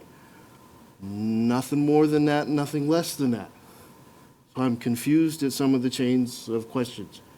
Do you agree that property targeted for utility purposes with no foreseeable use of utility services should be made available for revenue activities for the city? Yeah. I'm done. It's a good story, frankly. We've taken worthless land and we're starting to make a lot of money off of it. It's not that complicated. Taking what used to be a sewage lagoon and making money off of it. Councilmember Mayhew. I just want to make sure I'm not missing something, because just in the background section of the staff report, on the fourth line, there's this, it says area of land that is not needed in the foreseeable future. Is that just a typo? I just want to make sure there's not. No, we don't like forcible futures. We'd like to. Okay, I just want to make sure I wasn't missing something. Okay, thank you. Another way of saying eminent domain, Jim. Just kidding. Aren't all shores? Never mind. Councilmember Sunwell. I'm sorry, Councilmember No, I actually Shepherd. have nothing to say. Shepherd. That's amazing. Seeable. Okay, so I just want to also bring up the fact, besides the Department of Health, I also saw some documentation from the Department of Ecology. Okay, it's not relevant to the agenda bill. on It was hand. brought up by another council person, but also. You brought it up. No, it was brought up by another council person. So anyway, I am wanting to understand exactly what it would be, what it would take for a cleanup if we decided to terminate the lease for the activity that's happening currently with Gerard. All right, I'm going to indulge just for one moment, only because there was an assertion made that there's some toxic issues there. I'm not aware of any health department or ecology saying that there's been dangerous issues No, going so. on. Tom, could you inform? So the Gerard has a state waste discharge permit, which is a permit that allows them to run their process that they have, that they're discharging to the city sewer system. That discharge permit is designed to protect discharges and protect the treatment plant. We've got several of those, Microconnects, Technical Glass, and Gerard, to name a few. The kidney. The Dialysis Center. Gerard has had a few inspections where their pH probe was out of compliance, but so has Technical Glass, so has Microconnects. So has the city of Snoqualmie, actually, in our permit in the past. I mean, we've not been 100% compliant all the time. We try to be. Things are outside of the control, but it's pH. It's really, they take concrete cutting slurry and they press it, and then they take the concrete cutting slurry that's pressed, the water comes to the treatment plant, which actually provides a beneficial use to the facility because it restores alkalinity in our process, which is something that's good. So we don't mind having a slightly higher pH, but the state does have discharge prohibitive standards which say that pH can't be over 11. All right. So that's what's in their permit. Thank you, Tom. And again, this has entirely nothing to do with the agenda bill, because there seems to be some fear mongering going on about all these dangerous things going on. I thought that needed to be addressed publicly and put on the record. We're not going to discuss those issues anymore. We're going to stick to the agenda bill and the item about surplusing land, taking land that the city has determined is not needed for municipal purposes, is basically producing nothing for us. We're going to turn it into revenue. Point of information, Mayor. Yeah. Are there any Department of Ecology findings on the property being discussed for surplus tonight? No. All right. The property that has that is not in the discussion tonight. Not in question, yeah. Or there's no issues of safety or spills or whatever, okay. And again, in other words, corrective measures are in place and they're working when they find. Right. Yeah, they get inspected, and Yep. then they have to make corrections All right, based thank- on their inspection. Thank you, Tom. Councilmember Shepherd. Okay, the other thing that's happening right now is we're working on our water plan, our sewer plan, and our stormwater plan. And I don't know if that has any indicators of how much space we'll need for our services. And I don't know if that would impact any decisions as far as what this land might be needed for. Right, it won't. We're fine working with the engineers, and as Councilmember Sunwell described, we can, we'll be able to take our property back if needed at that time. Councilmember Jeans. Call the question. Thank you. Second. Question has been called. All those in favor? Aye. Aye. Opposed? Motion is carried. Councilmember Shepherd, was that an opposed? That's a no, yeah. All right, there's one no there. Although our city clerk is not recording. All right, thank you. All right. All those in favor of call, I'm sorry, I already did that. So the question's been called. Back to the original motion now. All those in favor? Aye. Opposed? No. Nope. Motion is carried. That was a vote of 5-2, if I heard that correctly. Sean, yours was an aye? It was. Okay. Or a yes, as we sometimes call it. All right. It's pirate steak. All right, with that, Let's see. yeah, Councilmember Shepherd, Councilmember Say. Oh, man. Any other report for Parks and Public Works Committee, Councilmember Sano? I guess I'll say I know there was at least one person from the public who came to this because I told them we were going to discuss the project because I asked for it to be on the agenda at committee meeting, and that was voted by all three of us to be on there, but it's not. So I'm disappointed that that didn't happen. All right, anything else? Councilmember Sano, was there anything else? No, that's it. All right, moving on, Community Development Committee report. No report. Finance Administration Committee report. I'd like to move to approve the warrants as submitted in the agenda. Second. Okay, I have a motion and a second to approve the warrants as in the agenda, listed in the agenda packet. Other than we. Is there any member of the public that would like to comment on this item prior to action? See no one, we'll move forward for the discussion. Councilmember, Chair of the committee, please. We reviewed these in F&A, had 4 questions from Councilmember Shepherd, went through them and resolved them as non-impacting to the warrants as presented, and therefore move the warrants forward to council for approval. Okay. Councilmember Shepherd. So again, I'm going to just keep reiterating that there are questions that I've asked since last year that haven't been answered. Point of order. It's not germane to the question. Sustained. So if you could direct your comments to the agenda bill, the warrants for tonight's decision. Any further discussion, council? All right, all those in favor? Aye. Aye. Opposed? No. Motion is approved. With that, any other reports for Finance Administration Committee? No further report. Public Safety Committee, Agenda Bill 19040, interlocal agreement between the City of North Bend and the City of Snoqualmie for police services. This agenda bill approves a 6-year interlocal agreement, the renewal ILA, for City of Snoqualmie provision of police services to the City of North Bend. The renewal ILA would renew and amend the existing interlocal agreement between the City of North Bend and City of Snoqualmie, which by its term expired on March 7th, 2019. The North Bend City Council voted to approve the renewal ILA on April 16th, 2019. Move to approve the interlocal agreement between the City of North Bend and the City of Snoqualmie for police services. Second. I have a motion and a second to approve Agenda Bill 19040, stated by Councilmember Ross. Is there any member of the public that would like to comment on this item prior to action? Seeing no one move forward, any discussion? And I do want to point out, council members, if you feel that there's any questions you have that might be of a sensitive nature, we could always call an executive session or go into executive session to discuss that. Councilmember Mayhew. Thank you. Okay, I'm sorry, I'm going to go to the chair of the committee first. Okay. So over the past 18 months, our council has been updated on the progress, and we've also provided input on negotiations between Snoqualmie and the North Bend Police contract. This agreement is for police services for a 6-year agreement through December 2024 with 5-year renewals.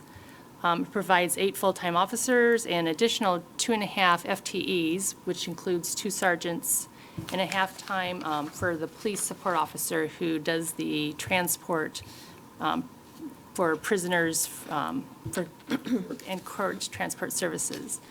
It also includes a 5.5% increase in contract compensation per year. It includes North Bend contribution to the equipment replacement repair fund, which includes 2 large payments beginning of this next year and the following year, and then a monthly payment that will cover future vehicles.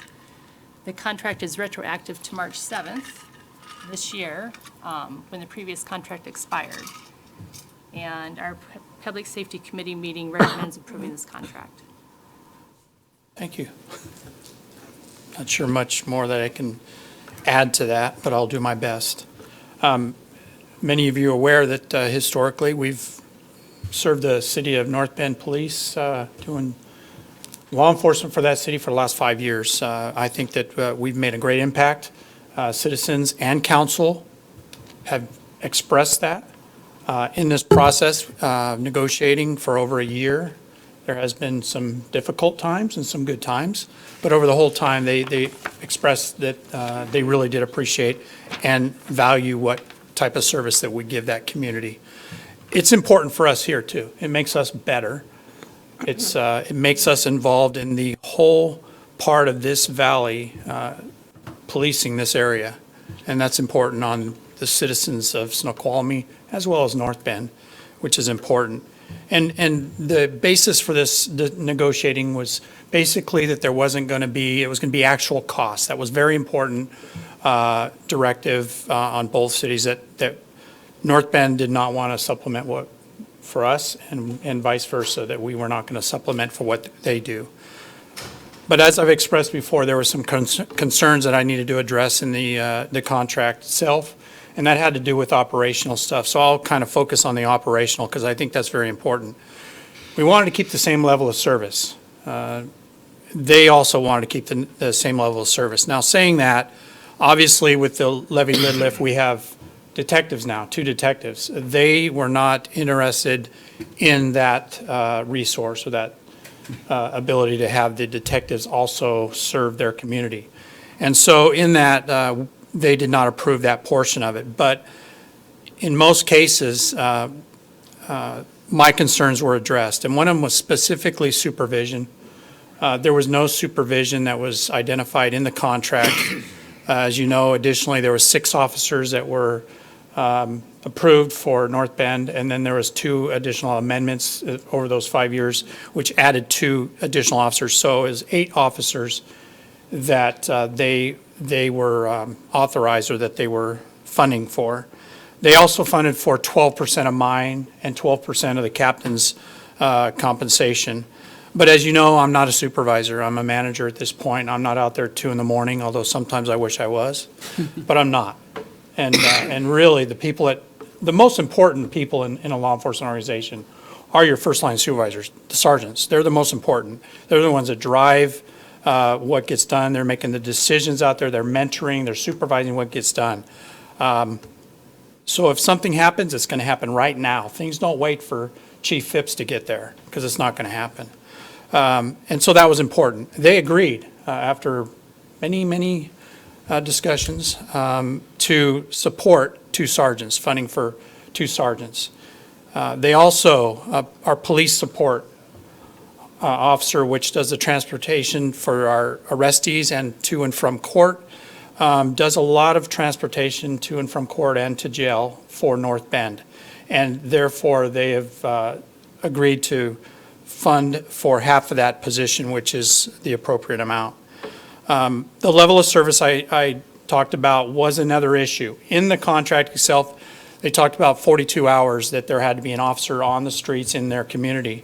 And with 8 officers, which was authorized at the time, that's literally impossible when you take into sick time, vacation time, training time, and so forth. You can't do that. That's 1 officer 24 hours a day, and a second officer 18 hours a day, 42. And it was really hard to do that. And so we had to move people all the time to make that happen. And they actually have altered and changed that part of the contract to say that they are 1 officer. Now, we know that they still have the same amount of officers, but it's going to give us the flexibility of managing our officers in that community. So it really does allow us some flexibility in that. Another thing that was important for us was they did not have a equipment replacement fund for the vehicles themselves. When we started doing the police work in that city, they basically bought those vehicles. They have 4 vehicles. They did not put any type of funding into a replacement fund. So when those vehicles are now to be replaced, which is really now, they don't have the funds for that. So they've agreed in the first year to put in $157,000, and in the second year, another $157,000 to buy those 4 vehicles, and then also pay for half of the transportation vehicle, which is what our police support officer drives and utilizes. And then they will put in $70,000 a year into that replacement fund, so they'll have the money in the funds to pay for that replacement vehicles when need be. And I thought that is a very important part of this contract as well. They obviously can terminate this contract, but they can't do it today. They have to, it's an 18-month time that they can terminate the contract. If they reduce the number of officers, if they had for some reason wanted to reduce it from the number of officers that is authorized in the contract that's before you today, 270 days is what the time that they have to reduce that. That allows us the time to prepare for that, and it just doesn't happen overnight. So over that brief overview, unless the city administrator has any, I know he said he wasn't the finance guy earlier, but in this case, he really is, because I'm the operational guy. But in the contract, which I believe it's in your packet, it talks about it's equivalent to 5.5% increase over the duration of the contract, which ends December of 2024. So that ends my presentation. Thank you, Chief. I didn't see whose hand went up first. I'll just start with Councilmember Jeans. Chief, we're at about our growth level. We're not going to get any bigger, but North Bend is. And so 5 years from now, did your negotiations contemplate the fact that their city gets to be bigger and bigger and perhaps demands more of the police time? How is that addressed by the contract? Well, they still have the same number of officers, and we're not going to, the city of Snoqualmie is not going to supplement what they do. They would have to come back to us with, obviously, my input saying that, based on the calls for service or the type of crimes that they're dealing with, the city's increasing in size, that it's my belief that they need additional personnel, then that would be a discussion I'd have with them. Just like with the 2 amendments that they did in the last contract. Actually, please, or Chief, if I could take a shot at that question another way, because I'm just going on the experience of the growth we experienced in Snoqualmie, wrestling with that same question. And it's my understanding that there's kind of sweet spots in population growth. I mean, sometimes it's the minimum staffing that's required that drives that number. Sometimes it's the population. And what I mean by that is, a goal was to have 2 officers on 24/7 to cover the ridge in downtown. Yeah. And so the staffing went up a little faster than what the population drove, but then the population kind of grew into that. So I assume your experience is some of the same with North Bend's numbers and growth? Absolutely. Okay. When you're talking about staffing levels, there's so many things that can come into play in that, and it's just basically what the citizens and what the community tolerates. Do they tolerate maybe a little longer response time? Do they tolerate not responding to all calls? There's certain things like that. Those are kind of the points to where you start looking at, we need to have more personnel, or you're going to accept that level of service. And so those are the discussions that we're going to have. Because right now, it's no call too small. We go to all calls that either come in Snoqualmie or North Bend. And so if, in fact, there was growth that justified or looked like that there is going to need to be some additional resources, personnel, if you will, then that would be a discussion we'd have for them. But at this point, their city will be served by the personnel that they have in their contract. Councilmember Lasay, and then Councilmember Sunwell. First off, I'd like to commend Captain Almquist on the longest staff report I think we've seen in some time. That's quite remarkable that he got all that in.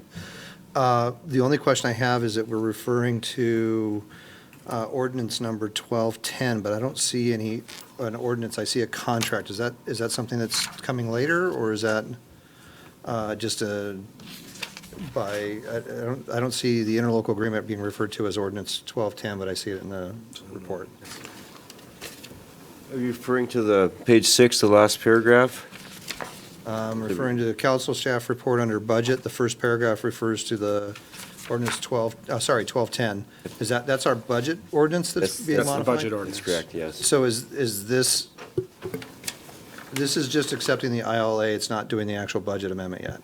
Correct. There isn't a budget amendment as part of this. This was just comparing the revenues and expenditures related to the ILA with those that were estimated in the budget, which was done in December of last year, and how they match up. So if I can follow up on that, then is there going to be an amendment to, at some point, will we need to amend this, or is this something that will be at the end of the year cleanup?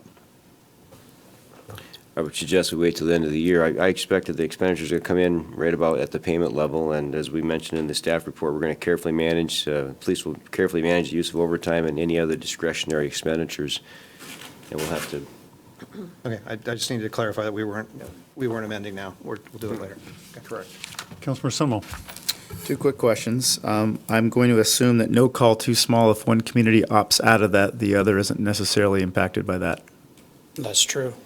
And then the second question I have is that the one get I would have liked to have seen, and I realize it's give and take in negotiations, but they aren't paying for detective, right? No, So does that mean we will not be doing detective work for them? that's what I had said, yes. We are not going to do. Okay. Our 2 detectives that are paid by the levy lift funds are not going to be serving. Okay, I the didn't city. hear that part. Yeah. Okay, thank you. Welcome. Councilmember Holloway.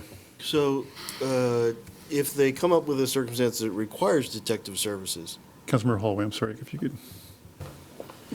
if they come up to a circumstance that requires detective services, will they do mutual aid to somebody else or back to us, and that's a separate issue? Nothing will change with the current condition. It's going to stay the same as the current condition. If they have a crime, say they got a homicide that occurs that they need expertise in that area of investigations, then they will contact the Major Crimes Task Force, which is with the small coalition of police agencies, and they will respond to handle that. Okay, understood. Thank you. Councilmember Mayhew. Yeah, so I just, I don't know, I'm not exactly clear on how this will come through or whether it'll come through, I guess, the council, but on this question of the North Bend Equipment Repair and Replacement Fund, there's, in the analysis in the write-up, there's a discussion about possibly not making it its own fund, or I don't really understand what's being, I would just encourage us to keep that money separated from the Snoqualmie ER&R. Yeah. There's just all kinds of things that could happen along the path that might cause us to need to be able to account for that separately. I'd really encourage us to do that as a separate fund. The staff report mentions that we expect to do that. Yes. Okay, so. Any other questions or discussion, council? All right, with that, I'm sorry, someone refresh my memory if I should have thrown it out to the public. I did, okay. You did. All right, all those in favor? Aye. Aye. Opposed? Motion is carried. All right, with that, any other report for Public Safety Committee? No, no report. All right, we're on to Committee of the Whole. I'm sorry? Yeah. Are there any other items other than Town Hall that we could get it quickly out of the way, or is that the only one on the town? Are we going to do staff reports? After Committee of the Whole, yes. Okay. So at this point, Town Hall discussion, who wants to cue that up? All right, I'll cue that up. So as I think we all know, quickly approaching this coming Sunday, is it 6:30? What is it? 6? Anybody? 6 to 7:30. 6 to 7:30. We'll be hosting our third, but second of this year, town hall meeting. We've met a couple of times. We met on Friday to try and hammer something out and realized fairly quickly that don't have a formal proposal on what the agenda would look like, but I do have 3 things that we sort of addressed that we need to take care of tonight, because this will be our last chance. First of all, the first one is a facilitator. So we agreed with unanimity that a facilitator would be helpful. The city has proposed one, which I'm completely fine with. Peggy has another person in mind. And then, so we need to agree that we need one, and then decide on who that's going to be. Second, we need to agree on a format. There seems to be a big kerfuffle about what the definition of what a town hall meeting was, and I think all we intended to do was create a forum. You can call it puppies and unicorns, whatever you want to call it. The idea that would be that it puts us as council members in front of the public. Sometimes that's just to take a Q&A. Sometimes that is to get vital information that we need on a particular topic, but not to be held to one definition. But not all in agreement on that, and so we need to talk about what the format would look like. Yeah, so that's kind of what we came up. So we just need to figure that out. What was the third thing? It actually, I think it's a moot point, but it's presenters. So one of the things we talked about is who would do the presenting. There was a thought that 2 or 3 of the council members would do that. I think I was going to be one of those. I'm not in a position to do that. The way things generally work in the city is the administration will put forth an idea, a concept that we then debate, accept, reject, or tear apart, or amend.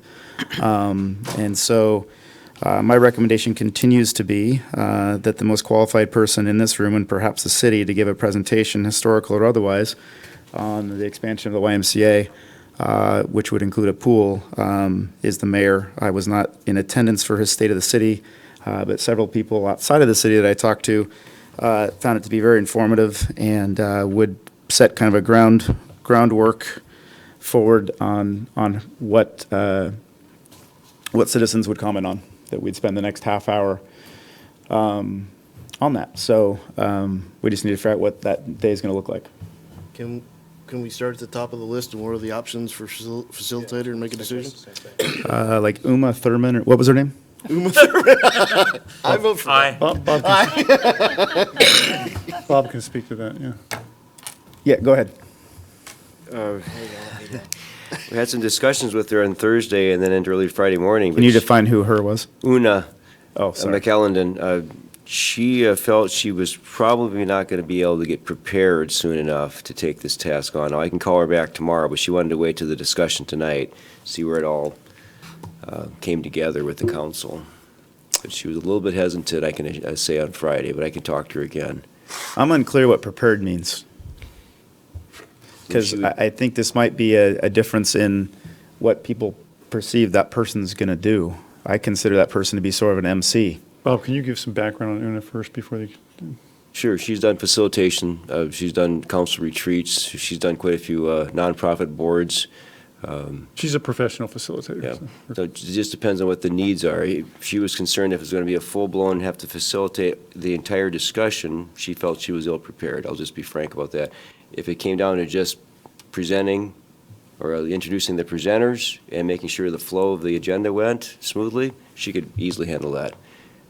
And She's Una what- is staff's recommendation for facilitator. At this moment, yes. Okay. I understand there was a second recommendation? Yeah, Peggy, if she wants to, can speak to that. Tom Wood has offered to do it. Tom was a former candidate for city council, if you recall. Correct. Oh, I know. But what qualifications is it? Yeah, what are his qualifications? He's been an engineer for years, and I think he's talked to large groups of people, but I don't know if he's got any other special qualifications beyond that. He's been following city politics for a while.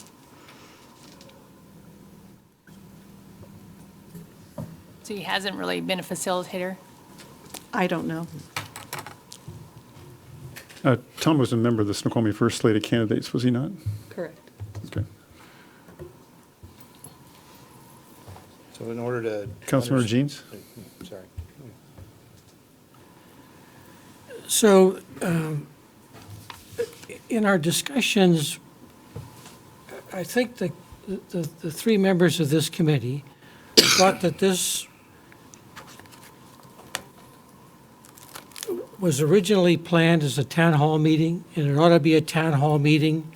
And aside from a definition of town hall meeting, it is an opportunity to engage the public, and it is an opportunity for council members to express themselves relative to a topic. People who express themselves come with it because they've got a feeling about it or because they've researched it, but we ought to have an opportunity to speak as council members, and the public ought to have an opportunity to give input. I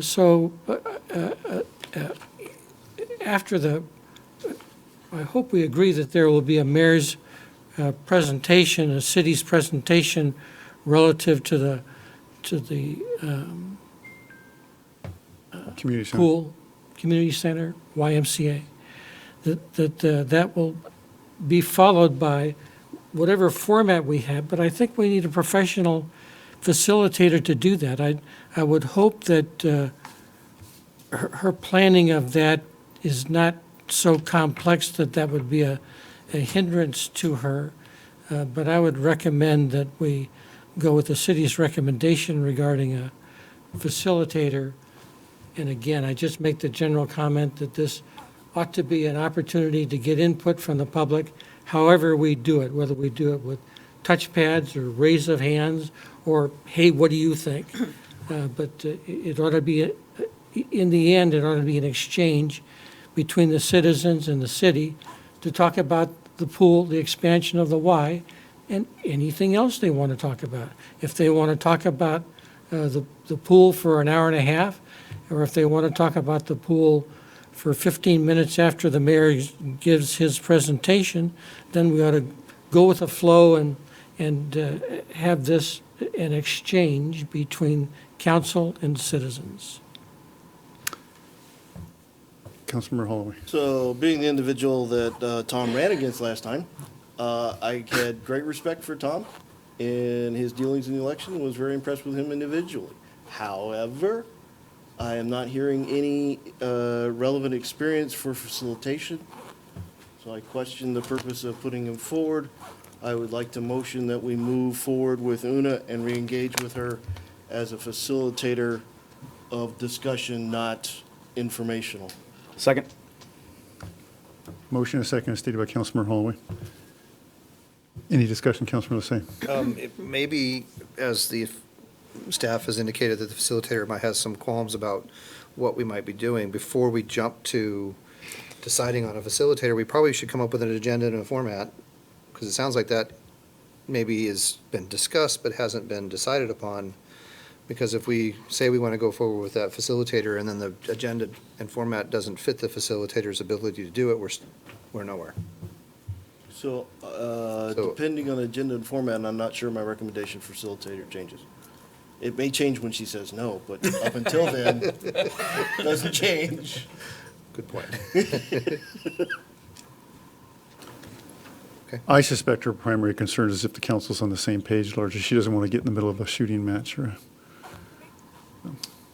And it's a pretty simple format, as Councilmember Jeans described, that she'd be walking into, so. There's a motion on the floor, May I right? have a vote on the motion? All right. No further discussion. All those in favor? Aye. Opposed? All right. Motion passes. And then Sean, what further was your dis- second point? Oh, we're already there. The format. This is, I make a motion to extend the meeting past 10 o'clock. Just kidding. Yeah, the format. What do I want to look at? So just. Motion dies for lack of a second. So I think it's always easier to start from somewhere and rip it apart than create. So I'm gonna put out my proposed agenda because, yeah. So my proposal would be that 25-ish minutes. So first of all, I think there needs to be some sort of pulse pad thing. I think those are fun. I think they're engaging. I'm just not the guy to do that, to put it together. But apart from that, I think we have a 25-minute-ish presentation. That's my understanding of about how long it will take to provide any sort of meaningful thing. And the reason I think a meaningful background is important is because if you knocked on 10 doors tonight and said, hey, what do you think about the pool? Their idea of what a pool would be 10 very different things. And so we have to set forth our groundwork, because first of all, it's not just about a pool, right? So there needs to be some sort of groundwork laid for it, and I fundamentally believe that that the mayor is the best person to do that. And then after that point in time, I think we would fail miserably if we did not set up an opportunity and a forum for us to gather feedback, very similar to what Jim and I witnessed 2, 3, whatever months ago. It's pre-Snowmageddon, so 3 or 4 months ago, at Skyview, when they had their very first meeting about this. Just get feedback. What do you want it to look like? Should it have a diving board? Should it be 6 lanes? Should it be 12 lanes? Should it be 3 feet deep? All this kind of things that we can't possibly do that would ultimately need or know that, so that can inform any proposal that may or may not come forth from the mayor. And then after that, and I propose that that be done, depending on the size of the group, in subgroups. And the reason I like that idea is because some people, frankly, are not willing to stand up in front of 120, whatever, however many people, 80, and speak. But if they're in a group of 6 or 8 or 10 of their neighbors, they might be more willing to provide that feedback. And to me, that's who we really represent, is the people who aren't willing or able to, well, we represent everybody, but who we really need to get feedback from because we don't hear it from them. And so I'm just trying to optimize to get feedback from as many of those people as possible. And then maybe that lasts a half an hour, and the final half an hour can be, hey, are you guys done talking about this pool stuff and expansion? Want to talk about something else? So my hunch is no. Hold on, I'm not done with my proposal. And my hunch is that it'll probably be no, and so we spend the next 30 minutes in an open group talking about kind of what we learned and what next steps might be. Councilmember Shepherd. So my hope was to have town hall meetings where we have one grouping of people and not breaking it up into different groups of people, because sometimes you'll have somebody who might be interested in more than one topic, and then they're out if you start breaking things down. And as far as the amount of time that's going to be dedicated to talking about the community center, I would rather have us have an additional meeting to be focused on deeper dive topics. I think there's many topics worthy of having meetings and going deep on them. I think that for some reason the pool has come to top of mind for a couple of council members, but it's not what I'm hearing as far as what residents are looking for as far as town hall meetings. Councilmember Holloway, you had your hand up? Well, so Councilman Stonewall, you're in essence proposing Suresh of breaking up into small groups at tables. Unfamiliar with what a Suresh is. It sounds like a really good Exactly that, food. where you break up into Okay. discussion groups at tables. Usually with a facilitator at each table. Do I interpret your proposal that the council would be those Yes, we would be facilitators? note takers. We would not be facilitators, we'd be note takers. And so, Well, and that's my concern. I really want to be in listening mode in this and here. Yeah. I'm a little early in this conversation to actually voice a position. I want to be in listening mode of the public. I just fear that we as a council, based on Facebook activity, are not necessarily always in listening mode versus stating positions. well, Councilmember Summerall, if you could just wrap up your points, because Councilmember Jeans had his hand up too, so if I want to do a little. So I fundamentally bristle at the idea that this is some concept that 2 or 3 council members dreamed up. Okay, I'm not saying you said that. No, I didn't say Okay, but it's been said in this meeting 35 seconds ago, and it's been said online. That's categorically false. Oh, I've lived here okay. for 15 years, and the pool's been talked about for most of those. It's gone to a vote twice I've been here 20. It's number 7 of 27. It's number 7 of 27 on our council goals. So it's a figment of your imagination that this has anything to do with 2 or 3 council members. And so please stop.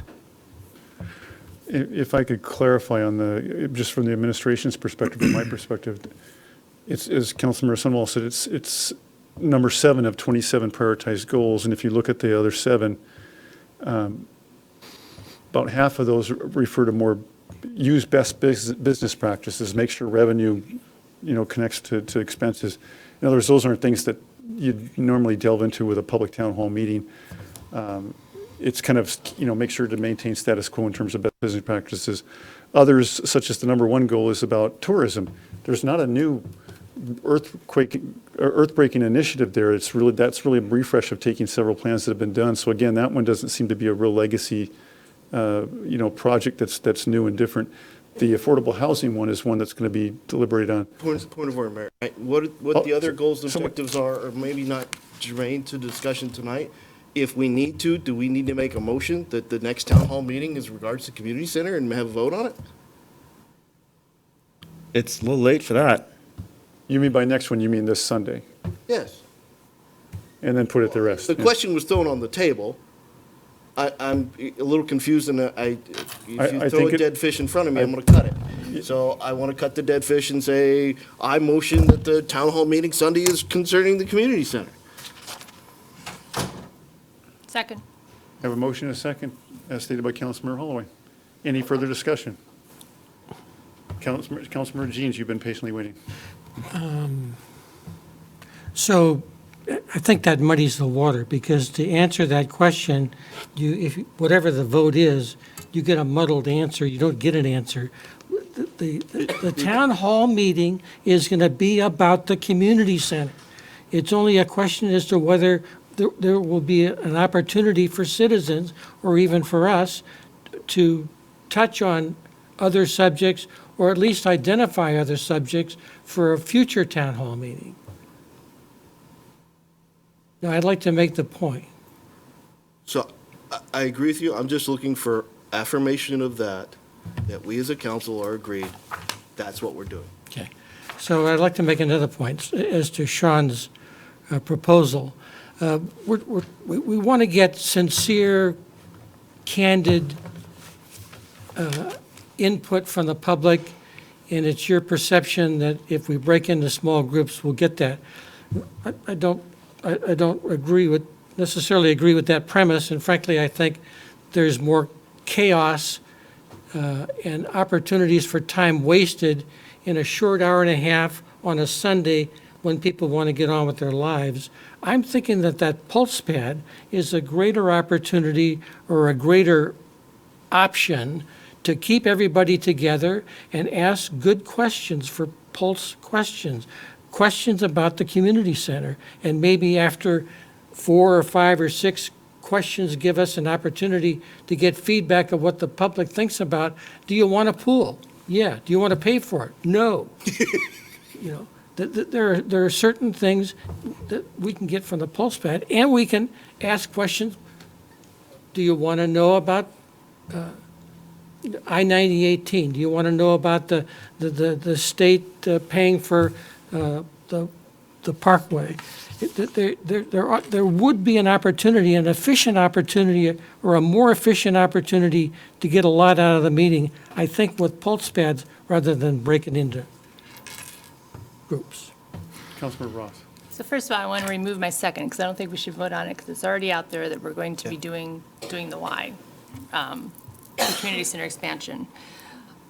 I like the pulse pad, because that allows us to get information, but I also get back to what Councilmember Sunwall said about if you divide it into small groups, you might get more conversation from a lot of people that may not speak up when they're not going to come to the microphone and not going to stand there. We might totally miss some conversation from people that want to attend, learn about it, and have input, but they may not feel comfortable to do that. So if we have the small groups, we can gather the information, bring it forward, and that's where we can address the information that we learned in a larger group, and then you can ask more questions. Councilmember Lassie. I commend Councilmember Ross for pulling that second, because that was a smart move. I unfortunately cannot be here for because it's not a council town hall, it's a city town hall. I certainly do wish I could be, and made every attempt to try to find a way to make that happen, but unfortunately on the date that was chosen, I cannot be here. Having been involved in a number of smaller group and larger group conversations about different topics in my profession, I'm going to caution everyone in trying to go to smaller groups, only because for similar reasons which have been mentioned, that they can tend to diverge into conversations around other topics that are not relevant to what you're trying to get to. You also have the condition in the case of when they're in a smaller group, type A personalities tend to push down type B personalities. And there are a lot of folks that have good things to say and want to have something to say. And quite often, you're more likely to say something in front of a big group than in a small table, because you don't feel the pressure of someone challenging your position. Not always, but I've found that to happen. I would like to encourage us as council members to find a way to make this about input from the community.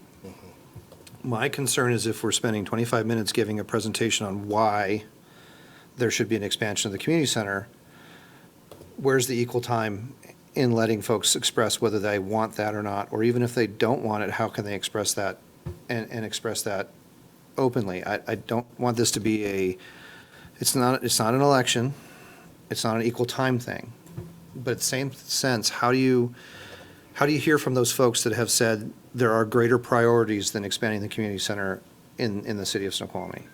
And I don't know how to do that, but I want to express it out loud, that we got to make sure that we offer up the opportunity for folks to say, no, I don't want it. And whatever that, if it's a pulse pad, if it's some other way, we just got to find a way to do it. I'll pass on to everybody else. Councilmember Mayhew. So,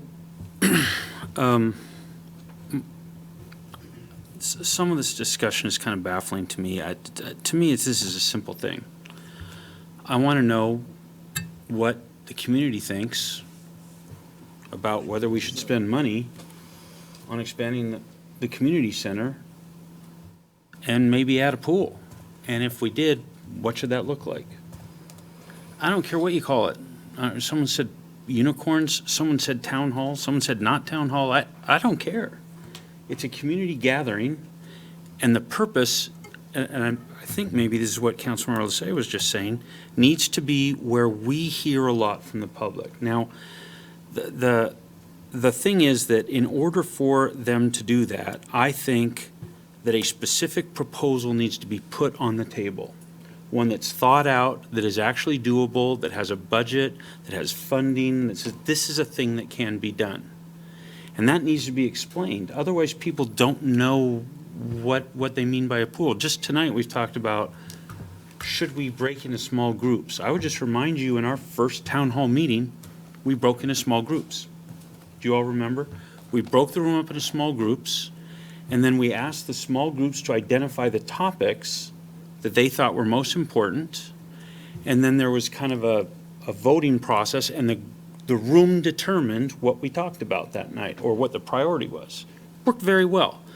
When I hear small groups, that's all I imagine is going to happen, is some groups getting together and saying, so rather than just, so one thing I didn't like at the last town hall, I'll just tell you, I didn't feel like for a lot of that meeting I was hearing from our residents. I heard over and over from the same person who wasn't even a resident, okay?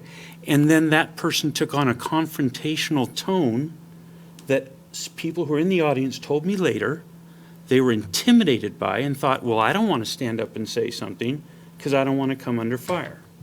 So I think what we need to do is something that, when I hear small groups, I just think for just a little while, let them identify their thoughts, what are the questions they want to have, so that instead of one person determining the questions we answer, the group actually determines it.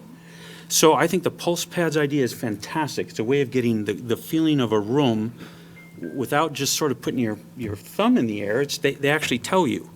So I'd say, I think we have to have the mayor present what he presented at the, or some version of what he presented at the State of the Cities. It lays out why and what and how he'd fund it. That's a proposal. Then I think the community should respond to that. And then I would like to have a dialogue with the community where they ask questions or make statements about that, and we have a chance to interact with them, ask questions, and walk away feeling like we understood it, understood the feeling of at least that group of our residents. And as far as should this be something we're talking about, well, first off, at the beginning of the room, at the beginning of the meeting, just ask the room. Do you want to talk about the community center and the pool, or do you want to talk about something else? Ask them. If they say they want to talk about something else, then we talk about something else.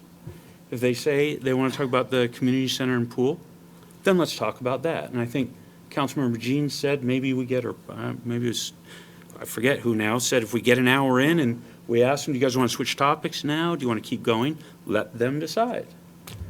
So that's what I'd like to see us do. I think this absolutely should be on the topic. I think this is something that we're going to have to look at when we approve a CIP not too far from now. And heck, I'd like to know what the residents think about it before I'm voting on it. So that's my thought. Councilmember Sunwall. Just as a reminder, I proposed a 3-segment thing: a presentation, a small group feedback, and a big group feedback. Okay? Yeah, my hope there was it's the best of both worlds. If I could get 75% of the people there to somehow express, heck, 50% of the people there to somehow express what they felt, that would be a humongous victory. And I think by having a small group situation and a large group situation, you optimize for that. The pulse pads I do think are a good idea, but let's keep in mind, pulse pads are driven by questions we're asking. That can be manipulative, not on purpose, but that we are by definition dictating what they can respond to. And that's why I think an open-ended, I think that should be a part of it, because I think you can get some good demographical data and things like that that's super helpful. But I think we need to have stuff as open-ended as possible. And again, not to beat a dead horse, but I will anyway. What is it anyway? If we don't, we heard today, and this is one of the reasons I was frustrated by the fact that we didn't have a conversation, a more detailed conversation about Newton, is I think everyone here for the first time heard that project is going to lead to a road up to the ridge. In that, I don't blame that person. In that person's mind, that's what it was. And that's the problem with a situation, with a topic like this. An expansion is what? Oh, it's a pool. Oh, it's just more treadmills. Oh, it's going to cause traffic problems. Oh, it's going to take over the tennis courts. No, no, and no. And that's why in a presentation it's critical to set a ground level thing of what we're talking about. We're not talking about a pool like Sideview has already, and we're not talking probably about something that Sammamish just built. So let's have a definition that can go up and down. The community might come and say, that's too small. We need something bigger. Or we just need a splash pad. But how do we know? We're just guessing. Based on Peggy's background is what she's been knocking on doors and hearing. Some of our background is what people are saying on Facebook. Well, if we can have an ice skating rink, why can't we have a pool? Okay? And so that's why I think that format works. Councilmember Shepherd. Okay, so I would like to just maybe have us make a decision on the presentation. I think that we've already marketed it as having this topic. I think we should do what we said we're going to do. And I think we should decide how much time we're going to have a presentation on the topic and, as at least get that piece decided on and then move on to how we want to break up the activity after that. But just to maintain consistency, I think in the future, I think before we publish something by the city, if it's going to be for the council, that we need to have a say on what's being said. But for this meeting, I think we need to move forward with what's been promoted and have a presentation. And I think Sean has said 25 minutes is what he's hearing is what's a reasonable time to spend on that. I think we should maybe, I'm hearing a lot of people saying they want to do this. So instead of talking about it on and on, can we just decide this is okay? And Second. Okay. All right. Was that a motion by Peggy? Was the to motion? give you- It's just to say, for 25 minutes of the beginning of the meeting, let's That just was- have this conversation about So the Peggy moves, let me get some on the record. Peggy moves that the Basically mayor said get it- 25 minutes to speak? Yeah. Yeah. Is, a quick question if I, Councilmember Singh. how long was your State of the City presentation? The whole presentation, I think, ran close to 30 minutes, but that was about everything. The community center portion of that was probably 7, 8 minutes. Or If you were to give that same presentation, maybe supplemented with, I guess, are we, supplemented with whatever you feel is necessary, if we're saying that, even if it was only 10 minutes, and then allow more time for community involvement, I'm not, I think then, and 20 discussion to on it. 25 minutes, I'm going to feel comfortable with, especially if I'm putting pulse pad questions into that as well. Yeah, I mean, that would be, as part, if you're based on that, because you've put a proposal out there in the public. The mayor has every right to do that. If we have that conversation, you go that route, and then the citizens have an opportunity then to ask those questions or provide input on what it should be, which I think is a great idea, and then try to go through that. I think you guys will get where you need to get to. Yeah. And I think your facilitator will be comfortable with that. So as a practical matter, Or can facilitate. a couple of thoughts I would offer is, one is, I've done town hall meetings for 13 years, and this year's the first time it's been sort of these council town hall meetings, which I think has been cool. But it's not like this is the first time town hall meetings has been invented, and they're typically done by the mayor or the executive branch of government when kind of rolling out a proposal or sort of stating what are the initiatives we're doing on. Council sets the goals and objectives, and then, we're the ones that are supposed to execute on that, which means that communication with the public.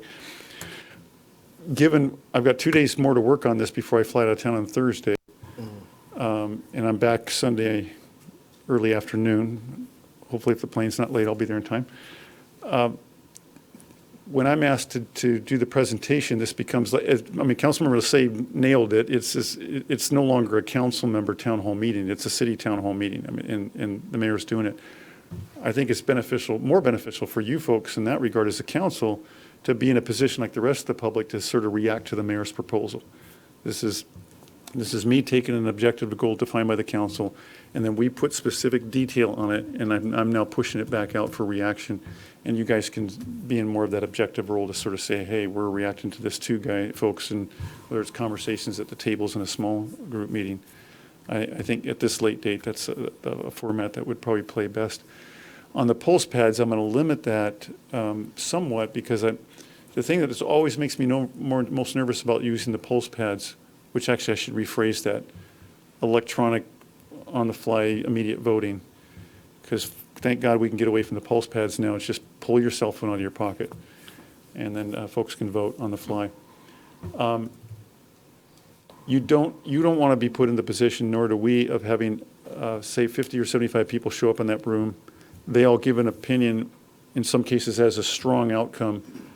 To council members, let's say it's like 70% of these people say, build the pool tomorrow. If we did a community survey 2 months from now, it might show that only 50% or 52% are barely there. So you don't, because we advertised a meeting about community center, who's going to come? Probably most people interested in a community center. So it's not necessarily indicative of the community.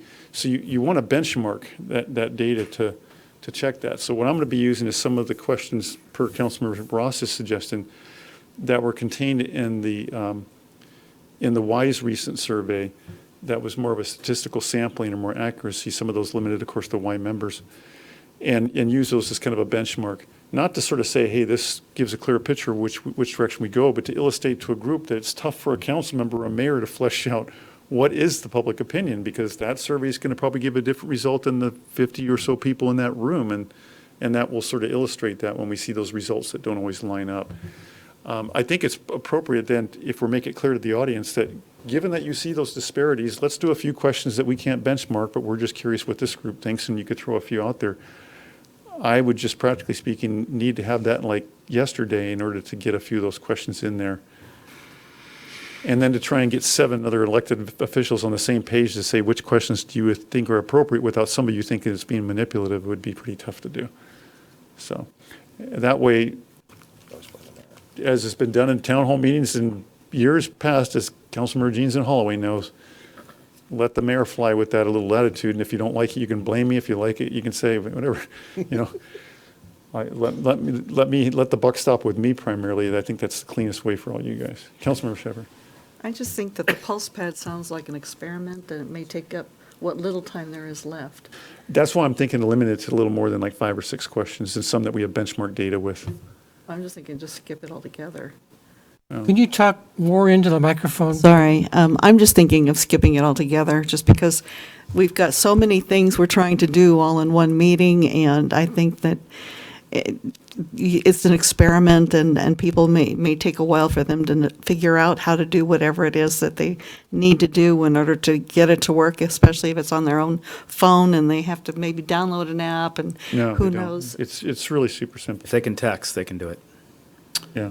You give like a 4-digit number, you text to, and you text a certain name. And can people who are not there, can they vote too? We won't be video. They could if it was videoed live, and then they could just do the same thing and vote, but we're not doing that. We're not video streaming. Councilmember Mayhew? Yeah, I just want to say, I am, frankly, I bristle. I hear a lot from a single person who will come and tell us, I speak for the people. I want to know what the people speak for themselves. I would like to see the pulse pad tells me what the results of the entire room are. Use it extensively throughout my career. It's been extremely successful. If you really want to listen to a group, that's the most awesome tool to use. I just like it doing it against benchmark data so that room doesn't think You won't they- give them the benchmark data first, though. You'll ask them the question, Exactly. get their answer, then show them how that related precisely, to the. Okay, so then, I have found that to be extraordinarily effective at just helping me understand.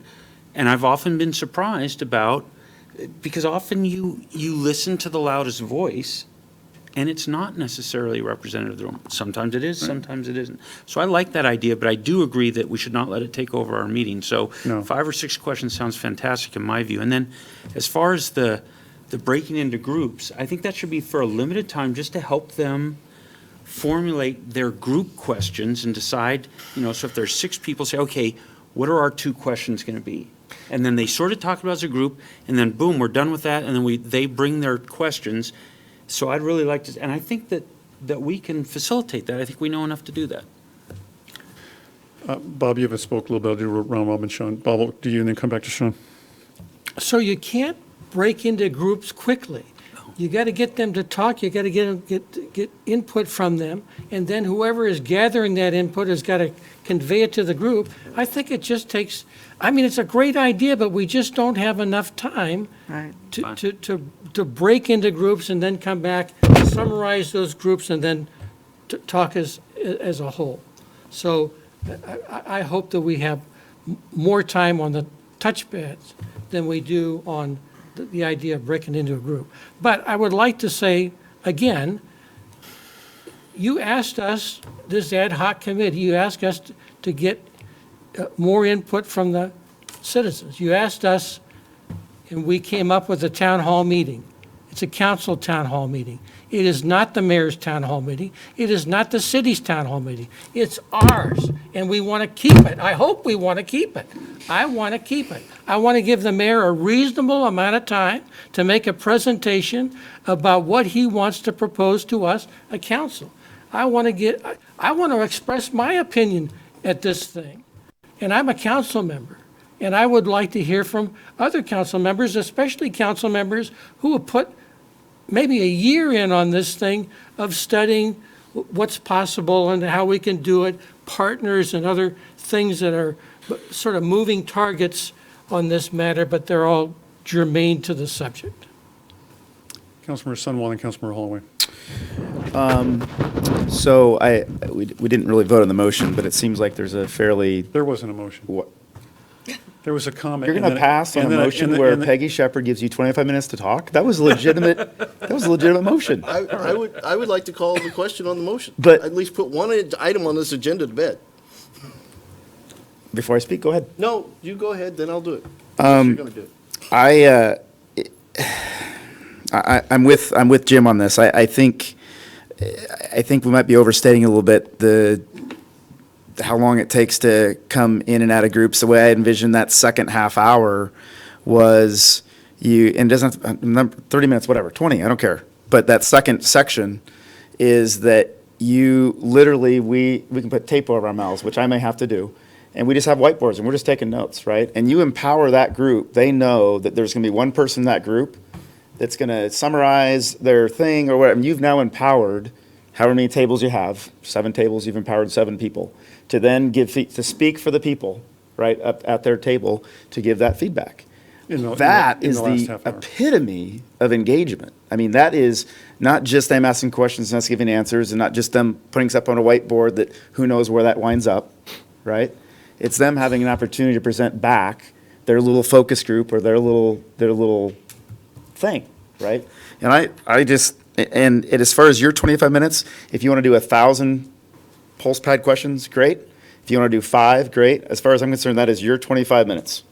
And what you think is the best way, and that's where the city portion of it ends. And you're welcome to stay or leave or whatever, but We're going to need to take this up there. that's your 25 minutes, and then we and the citizens get the rest of it. Good.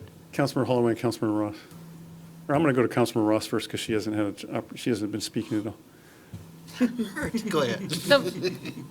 So in the small groups, I think we need to figure out what are we going to use the small groups for, right? So would you have a set of questions that we're going to ask them, or is it going to be about, now you just saw the presentation, and so what do you think about the, do we need the 6-lane, or what is their, is it about the input on the presentation, or what are we asking them to do? If you're asking me that, that's so he's just presented for 25 minutes, right?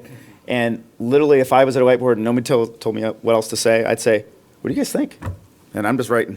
So likes, dislikes, and is there anything missing, or? And questions, so any questions or any significant comments they want to make? Concerns, We love it, yeah. we hate it, what the heck were we even talking about? We didn't know what that meant, just any of those. Here's where the magic happens. The magic happens when I am truly a fly on the wall, just writing stuff down. And you have these, let's just say there's 100 people and there's 5 or 6 groups, right?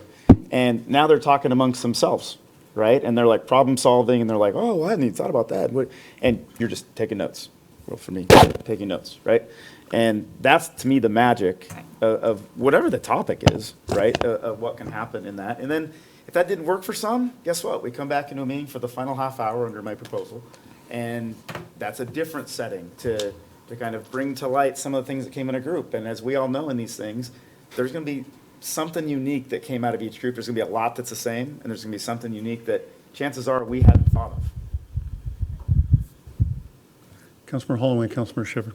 So I guess, to nutshell what you said, though, so I view the group discussions as questions and positions. What questions do you have based on the information provided? What positions, and you could even split, how many of you agree that we should have the Snoqualmie city emblem on the bottom of the bull? How many of you disagree? And have, okay, but have those groups come up with the questions and positions, and during the report out, that'll lead us to larger group discussion from there. The other thing I would like to respect, Peggy, I do view Peggy had a motion in a second, that we at least put to bed. I'd like to call the question on, mayor has 25 minutes. Why don't we just vote on it instead of calling question? Agree to stop talking. All right, can we vote? Well, if there is going to be a motion, I'd rather Councilmember Shepherd make that, because I would like her to say she wants me to have 25 minutes. She already did and had a second. You'll never hear it You again. don't need it twice. Take what you get. I didn't get a second, I don't think. I seconded. I think there were 6 seconds. Yeah, so I guess maybe. And we talked about it for 20 minutes. All right, So Mayor. I move to let the mayor speak for 25 minutes about the Second. YMCA. It's still No, being about the community center. There's been a motion and a Community second, center. as stated by Councilmember Shepherd. If there's no further discussion, all those in favor? Aye. Aye. Opposed? A unanimous vote even, wow. It's a moment. Councilmember Lasay. If I can put a wrap on this then with what the proposal from Councilmember Sunwall has said. Sunwall, right? Yeah, it's still, yeah. I move to have the remainder of the time for the town hall be a smaller group session and then a larger group session to be determined by the ad hoc committee prior to the event occurring on Sunday. Can we just decide now? Yeah, I think we're out of time. Well, Um, or just, but what is the now? Councilmember Lasay, I didn't hear a second yet. Can I add, What's the now? All right, I'm sorry, the motion dies for lack of a second, but I was going to suggest maybe that instead of the ad hoc committee, because there's little time, one idea I was going to propose is, hey, why don't we trust the facilitator we'll give her all this feedback. In fact, I think if Bob will try, if some of the ad hoc committee members can, we'll figure out when to meet with Una, if she can Yes, still that do would be my suggestion, that the ad hoc committee Get work as much with the of the facilitator. Yeah, but get as much of the committee members to meet with Una as we can in the next day or two. And if she maybe expresses some of the things that Matt did, says, no, the small groups maybe be a bad idea, just give the ad hoc committee some latitude and the facilitator some latitude to nail the details of that down. Can this ad hoc committee, though, are you guys now in enough agreement? Because I mean, knowing that you might not be able to have time to meet with her because we're out of time here. Bob, are you? I'm taking notes. Okay. are you guys in enough agreement that you'll be able to do that? Ad hoc committee? Sure. Okay. Yeah. I'm hearing We'll some. get there. No, in fairness, I commented this on Friday. I mean, it would be hard to pick three different people that are better cross-sections of the council, right? And we've had our disagreements, and, Peggy and I haven't hugged yet, but who knows? That could come, right? So, but I think the three of us can figure this out. And I think we've also gotten good at figuring out when we're just going to agree to disagree, and we're going to drop our swords, and which ones will fall on. So, and to be honest with you, I'd like to publicly congratulate Peggy for last Friday's meeting. There was a lot of concessions and compromise, and I thought that was a great step and got us to this point where we could have a civil conversation about this today. Councilmember Shepherd. So I don't support dictating what the topic should be after the first 25 minutes. I think that should come from the residents.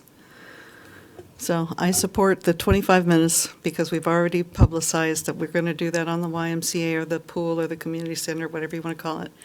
But after that, I think it should be up to the residents or the facilitator working with the residents. But it could be.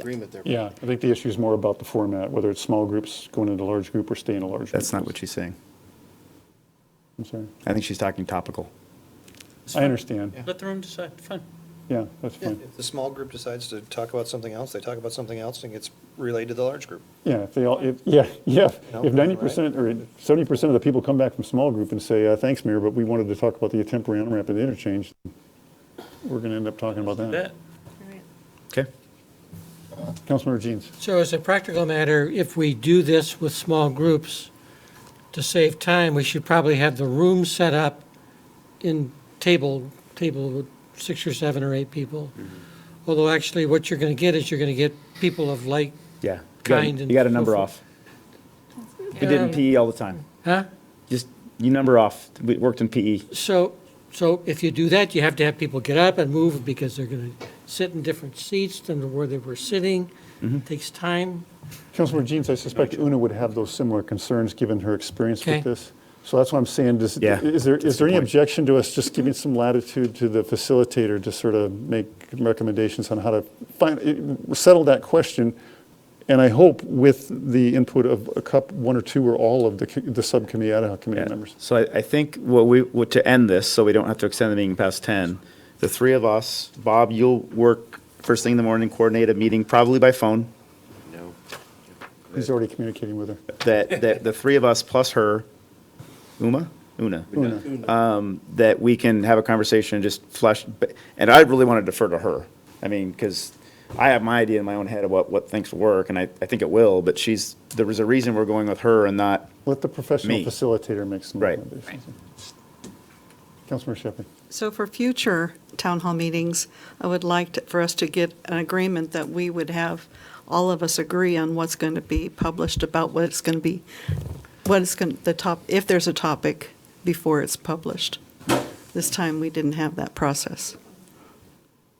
That's a good idea, but we're going to go till midnight if we start talking about what the next town hall meetings are going to be like. No, I'm not thinking what topic, just I know. that we have that get passed by our committee. Well, and I hope the council appreciates we were in a situation as administration where we would have been damned if we did, damned if we didn't. If we didn't start advertising something, we would have been criticized for not getting the word out and advertising the event. But Peggy's point is well taken. Yeah, it is. We need to have more agreement sooner than we've had this time. And part of this is growing pains, and that's fine. Yeah, to your credit, you guys are trying to move on getting these out quarterly, and it's a lot on our plate otherwise, and so you'll just get better as you try this. Everybody's trying, and we've never done this kind of frequency in the past. I applaud the effort, but kind of a learning curve here, so. Make a motion to dismiss Dismiss the subject matter? the meeting. It's called adjourn. Adjourn. Sorry, I missed one. Mayor? Yeah, I think, We haven't done the reports yet. so there was no second, Sean, so that will. It got us moving, though, didn't it? It did, yes. Yeah. I think we're ready to move on, though, is what it came, is what you were saying. Yes. Bob, go ahead. Just need to add one caveat. I sent her 2 emails as we're talking here, just as council's discussing, so I'm hoping she's available. Joan mentioned to me that, she's not particularly interested in being a moderator. She's a true facilitator, professional facilitator. So I'll see what she says, and I'll try to set this up as quickly as I can if she's still interested. So make sure you're aware of that. All right. Just a quick note, the next council meeting will be on Tuesday, May 28th, due to the Memorial Day holiday, so please note that in your calendars, Tuesday, not a Monday. Councilmember Shepherd. So are we going to go on to, I do want to talk about the Parks and Public Works staff report. Yeah, we're going on to reports, so at this time, are there any other questions? They're written at this time of the month. Any other questions from the staff? Councilmember Shepherd, did you have a question about the same one from last meeting? Yeah. So my question is, we have one project that was $400,000 under what was budgeted, and what happens with that $400,000 when it's not being used for what it was budgeted for?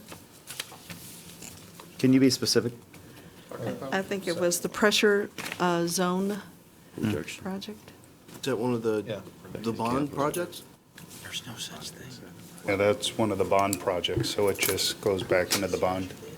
We got a laundry list, more projects than we do money. Do we, There's do more we, projects than money, so it just means more projects will be able to come forward on the list and be funded now. so it would come back to council? I think we need to clarify, there's no such thing as a bond project. There's true. money we got from the Right. bond, we put it into the capital project, so just so we're clear. Right. Piece. It's part of the CIP plan. Funds not used on projects 1 through 5. Go back in. Go to 6 to 7. Yes. And it just keeps rolling down the Pulls it list. forward. Right. So Because it's it rolls already, downhill. so, but it'll come back and we'll be kind Well, of, became Yeah, each aware. major project comes back to the council. All Okay. comes back to council. And so, community development grants, we've got some money going towards sidewalks in the Tokel area. And I'm curious, we've got a lot of sidewalks that really need work on downtown. And I'm just curious, can we use that kind of money for downtown sidewalks? The grant you're referring to is, CDBG. The grant for what project? Community development block grant. oh, the CDBG grant? Yeah, CDBG. CDBG would grant for be- what? For, Yeah, which project? the Tokel, some kind of sidewalk up in the Tokel area. That's not CDBG, that's the, I think that was it's in pedestrian it's in bridge your money that we report. used for some. that's the, But We have him wait- check his report and bring it back. Wait a minute. We're getting grounded into specific to a general question. We have used grant monies in the past on projects for streets and sidewalks. we have. And I'm sure that they will continue to look for grant opportunities on future Absolutely. projects. Typical sidewalk grant funds have to be on the main collectors, 202 Parkway, things of that nature. And we've So- exhausted those in the past. We're kind of in the neighborhoods where we don't get typically grants or Right. funds for. We applied Newton Street as a small CDBG grant opportunity, so working with Nicole on that as well. All right, any other? Well, and just for clarification, the Newton project doesn't go all the way up to the ridge. No, Okay. no. All right, if there's no other questions from the staff of the council or no other announcements, then I'll entertain a motion to adjourn. Mayor? Move. Second. Which one do you want? I have a 10 seconds. Oh, I yeah. have a motion, a second to adjourn the meeting. Is there any discussion? Would anybody like to discuss the 10 seconds from the fire chief? I would love to hear from the fire chief. I would Go ahead. So would I. Your discussion, part of our adjournment discussion. What's that? Only if Jody can set up 10 seconds. Yeah, set the timer. I'm watching. No, I had the privilege of attending the On March 15th, the city lost a true public servant, and I had the privilege of attending his memorial service over the weekend. Lee Briggs was the former fire chief for the city for over 11 years, and he served as a volunteer firefighter for 35 years in the community. And he was also on the planning commission when the ridge was developed. So they had a wonderful tribute to him over at the SVA Church over in Falls City, and I just wanted to let you know that he did pass away and after 91 years living in the valley. Wow. Natural causes? Okay. Thank you, Chief. That was well worth the time to honor his memory. Thank you. Very nice. All right, all those in favor? Aye. Opposed? Motion's carried. Was there a nay there?